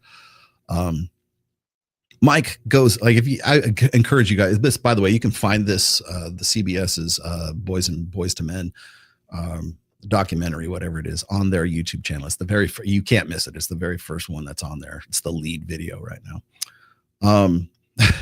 Yeah, comments are like brutal on Mike, by the way. But I was going to say is like, when you'll notice that this is like the Richard Reeves show, like they keep coming back to Richard Reeves. It's almost like he was the one that like was the inspiration for this whole thing, which might explain why I'm not in it. But then that being said, I don't disagree with Richard Reeves that we need to have more male teachers. I've said this before. I've been harping on this since like 2012. I have an infographic that I used. Do I still have it up? I don't know if I still have it. No, anyways, I had it yesterday. I have an no, I don't. I have an infographic that basically says, well, why aren't there, where did all the male teachers go? And at least in 2007, it was 75% of the teachers in the United States in the public school system anyways, were female. So the likelihood of you having a female teacher between preschool and postgraduate school is most likely, I mean, in some cases you might have had nothing but female teachers throughout your entire life. Unless it's a coach, or unless it's unless a STEM field, like it might be a mathematician. Like mathematics tend to be more dominated by men, right? But he's not wrong. We need more male teachers for sure. But the problem is like once they get up there, what's the proper thing to say? What's the proper thing to do? And when we come down to role models, when we come down to teachers, like that one guy was saying, like, see, men could be teachers too. The problem I have is not so much the lacking of teachers or whatever male role models is, clearly nobody's doing anything about this except for myself and Mike. We have our groups. Also, what's his name? Johnny Coles has his group as well. I know how different it is, but like, why is his group of ambiguously gay men any more significant as a group anyways than Reignite or MOA? Why is one okay and one not? Why is because we see Mike with these guys going out to Sapphire and going out to Omnia and Hakkasan and Zook and all these other clubs that we could go to in Las Vegas, and we're doing Access Vegas, and we have beautiful women are surrounding us all the time, and suddenly we're the ones that are filching shekels out of poor impressionable incels' wallets, right? Well, how come we don't say the same thing about Johnny Coles influencing a classroom full of boys? How come we don't point the same accusation or the same critical finger at him and his homosexual men's retreat or whatever it is, or who knows, right? How come we don't hold them to the same criteria? Well, because we're the manosphere and we have access to the same data, and they don't like the questions that we ask. And that's the thing about the manosphere, and the thing about the red pill is we're not wrong. We're just asking questions they don't want to have to answer. We're even if evolutionary psychology and evolutionary biology and all the stuff that we use as sort of like our database, even if like some of that ends up being wrong, it's still not the accuracy of the information. It's that we're asking the questions that they don't want to have to answer. And so when we pose those questions, and it makes them very uncomfortable, that's how you get the difference between like Andrew Huberman and Mystery saying the same thing. It's okay if one guy says it, and it's not okay if the other guy says it, because now it's team sports. One asks a question that they don't want to answer, and the other one uses the same database to answer a question that they are okay and comfortable with. It's okay to use that information, so to leverage that information in one instance, but it's not okay in another. So if you're an asshole, if you're Mike or you're me, then it's not okay. But if it's Andrew Huberman, then it is okay. And that's what it boils down to. And why is that? Because you're looking at the difference between emotionalism and empiricism. My mission statement has always been, I have an obligation to objective truth. And I would think that Mike probably has the same. I know Mike has the same mission statement. Just ask him if the moon landing was faked or the earth is flat. He'll definitely tell you he's got a dedication to objective truth. But at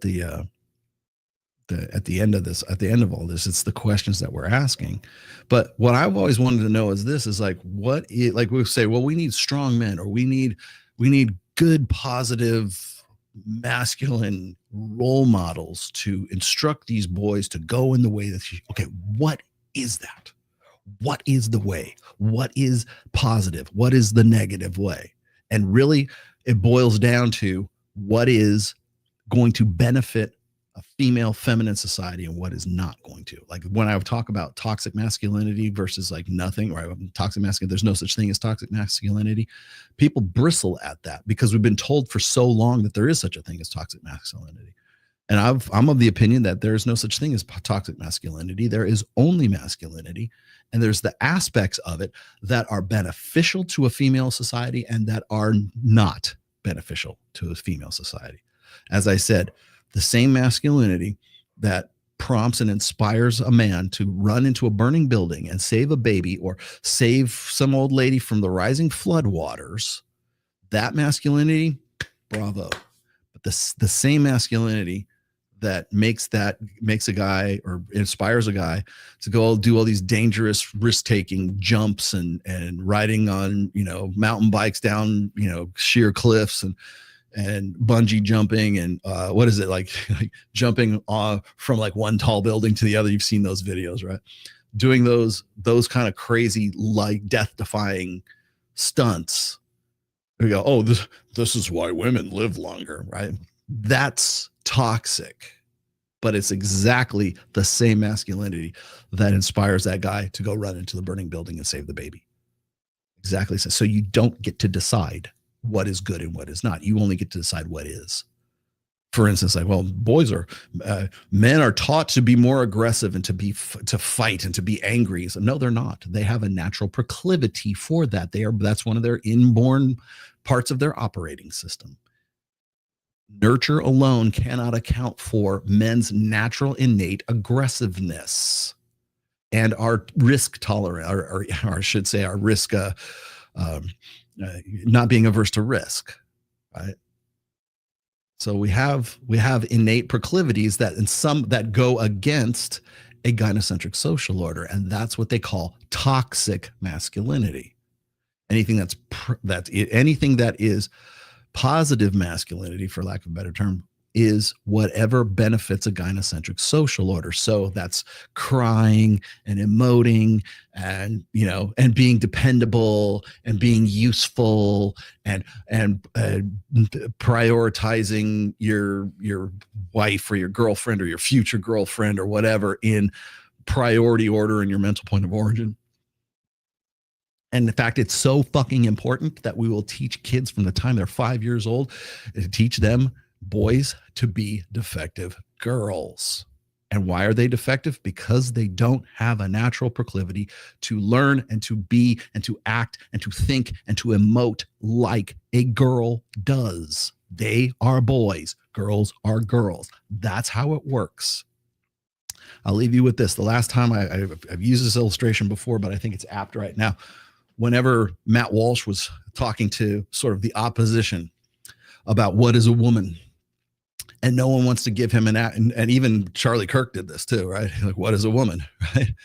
And none of the, well, I should say that the definitions that these kids on college campuses or on Dr. Phil or whatever, they were always these ambiguous, subjective, relative, definition. Well, it's whatever I feel like. And sometimes, it's because society created these roles, and gender is social constructionism. Gender is, the gender ambiguity, gender subjectiveness is a result of the blank slate. It's about feelings. It's about emotions. It's about what do we feel like right now? Oh, would it feel better to be a boy or a girl? I think I'll actually identify or become one. Egalitarianism. Everybody's equal. Everybody gets here, one for you and one for you and one for you. But those are all based on subjectivity. That's why remember we talk about like Myron's talked about this before, and I have too, is, fuck your feelings, the God side. But it's not about that. It's about like my truth. I live your truth, girl. That was on Nike. It was a Nike slogan, wasn't it? Go out and live your truth. Well, for women, there's your truth, and then there's the truth. That's the difference between emotionalism and empiricism. There is the truth. This is true and this is false. And then there's your truth, which is subjective to you. And I feel like this is true. And this is the code that I'm going to live by. And this is whether it's complete fantasy and whether or not your truth actually aligns with the truth, and how closely those two align could be the difference between life or death. So when we're talking about empiricism versus emotionalism, we can see that exemplified in your truth and my truth, right? We can see that exemplified in I want to be this today, and I don't want to be. It's like cosplay. Your identity is a cosplaying. It's whatever costume you put on that particular day, as opposed to what you authentically are. That's why you will never get a concrete answer for what is a woman or what is a man, for that matter, too. Because it's whatever you want to be. Well, the only reason it is whatever you want it to be is because you believe in the blank slate, you believe in social constructionism, you believe in emotionalism, and you believe in egalitarianism. And you take those out of the equation, and now you have to give me a concrete answer of what is a woman. The problem that people have with this is, remember I said about how evolutionary psychology asks the questions that they don't want to have answered. The reason why they don't want to answer that is because if the question is what is a woman, and you have to give me an empirical, concrete, solid answer for what a woman is, it causes you to have to re-examine your identity. And that crushes your entire existence, especially if for the time you were 5 years old and you had a gay teacher teach you that this is what a man is, and teaches you as a young man to be a defective girl. And now I come along, or Charlie Kirk comes along, or Matt Walsh comes along and challenges your identity with one question and wants an objective, concrete, empirical answer from you, and you can't give it. Just the asking of the question might be enough to cause you such discomfort that you're going to kill the guy who asked that question. The end. Please use this code up here. This code right there.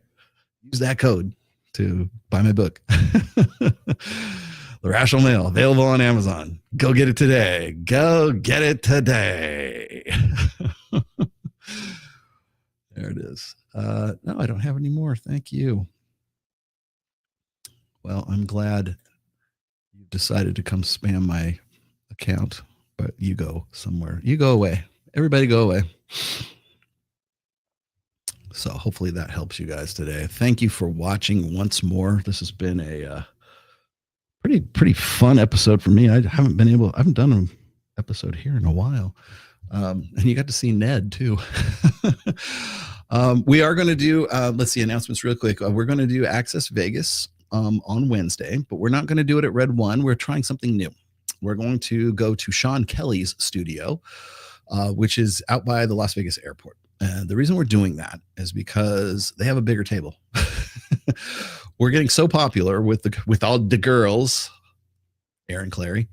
We're getting so popular with the girls that we want to be able to accommodate all of them, as many as we can. I know sometimes the crosstalk gets a little weird. I'm going to bring the whistle, though. I will bring the referee's whistle this time. But we're going to be doing it at Sean Kelly's studio. We'll be doing it live. But they have a bigger table and they have a bigger facility there. We're going to see if it works out. This is an experiment. I'm not saying this is permanent. But we're going to be doing it at Sean Kelly's studio. I forget the name of it. And just still be me and Mike. We'll be running the same show. We're just going to be in a different venue just to see if we can fit more girls there, because it kind of sucks having to like turn people away. Sometimes the same girls want to be on the show more than once, and we're okay with that. It's just like we have to cycle them through because we only have room for 6, maybe 8 girls at the table, and they're sharing mics and everything else. So we're going to try it at a new studio on Wednesday, but that's at the same time. It'll be 8:00 Pacific, 11 p.m. Eastern time. And so that's coming up. My health issues are the same. I'm going to get a CT scan actually on Wednesday. So, dude, do I really have to tell Glenn Lawrence and all of his friends to go fuck themselves. The show's almost over. You can stop spamming the show now. So I'll be doing that. Yeah, he does have a nice studio. It's a really nice, like, old oak table too, which is awesome. So that said, hope you guys have enjoyed today's show. I don't know if I'll do another show based on this kind of stuff. This is kind of like the show I wanted to do last week. Oh, also, if you haven't signed up for Cultivate Crypto, which is the Miguel and Charlie's course, that I think today is the last day you can register, but it's the first link in the description below. If you haven't already signed up, I've been kind of trying to push that a little bit more for them this year. But the last ones, like the Q4 ones, are always the most interesting ones. That's the ones I tend to audit the classes a little bit more. But that's coming up in the month of October. So I'm pretty sure registration closes tonight or tomorrow. So if you want to get in, please use my link, which is the one that's very first one in the stack right there. And with that, I will leave you guys. Anything else? Ned says goodbye. He's right here right now. So I'm going to go have some pizza, and I'm going to give Ned the crusts. So there you go. Dogs deserve crusts. See you later, guys. Bye.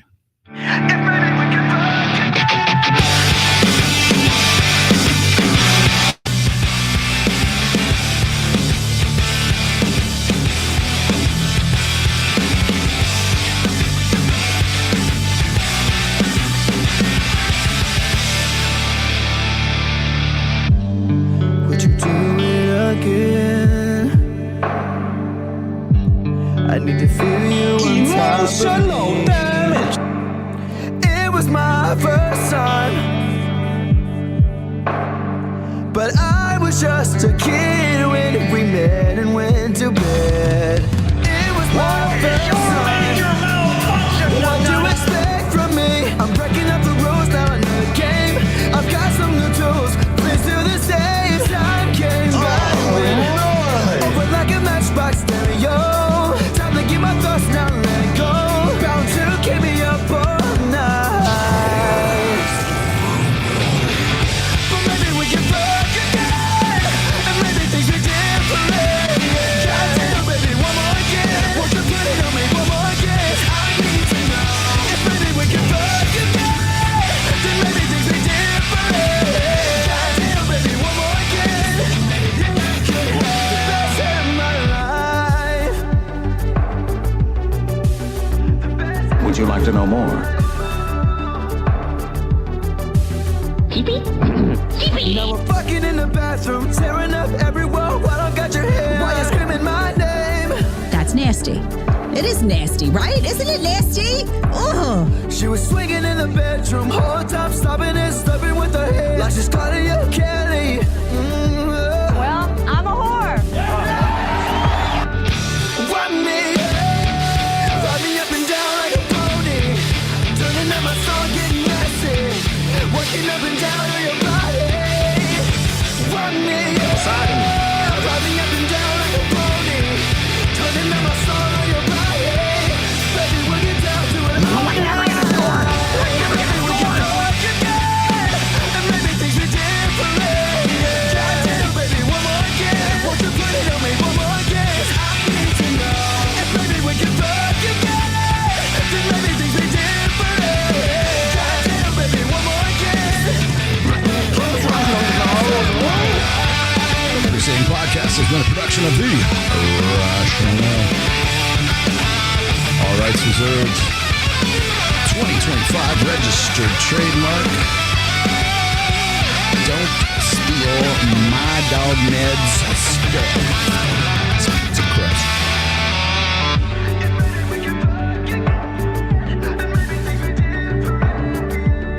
I don't chase booty.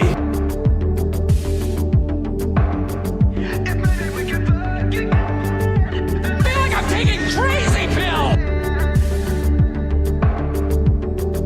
Tell these bitches to go to hell. Maybe we can fuck again. And maybe things are different. Goddamn, baby, one more again. Won't you put it on me one more again? I need to know. And maybe we can fuck again. Then maybe things are different. Goddamn, baby, one more again. The best day of my life.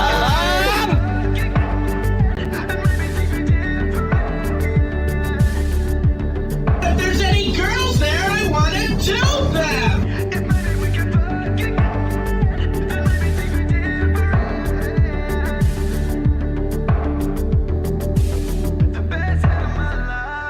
Tell that bitch to be cool. Say bitch, be cool. Be cool, honey. Say bitch, be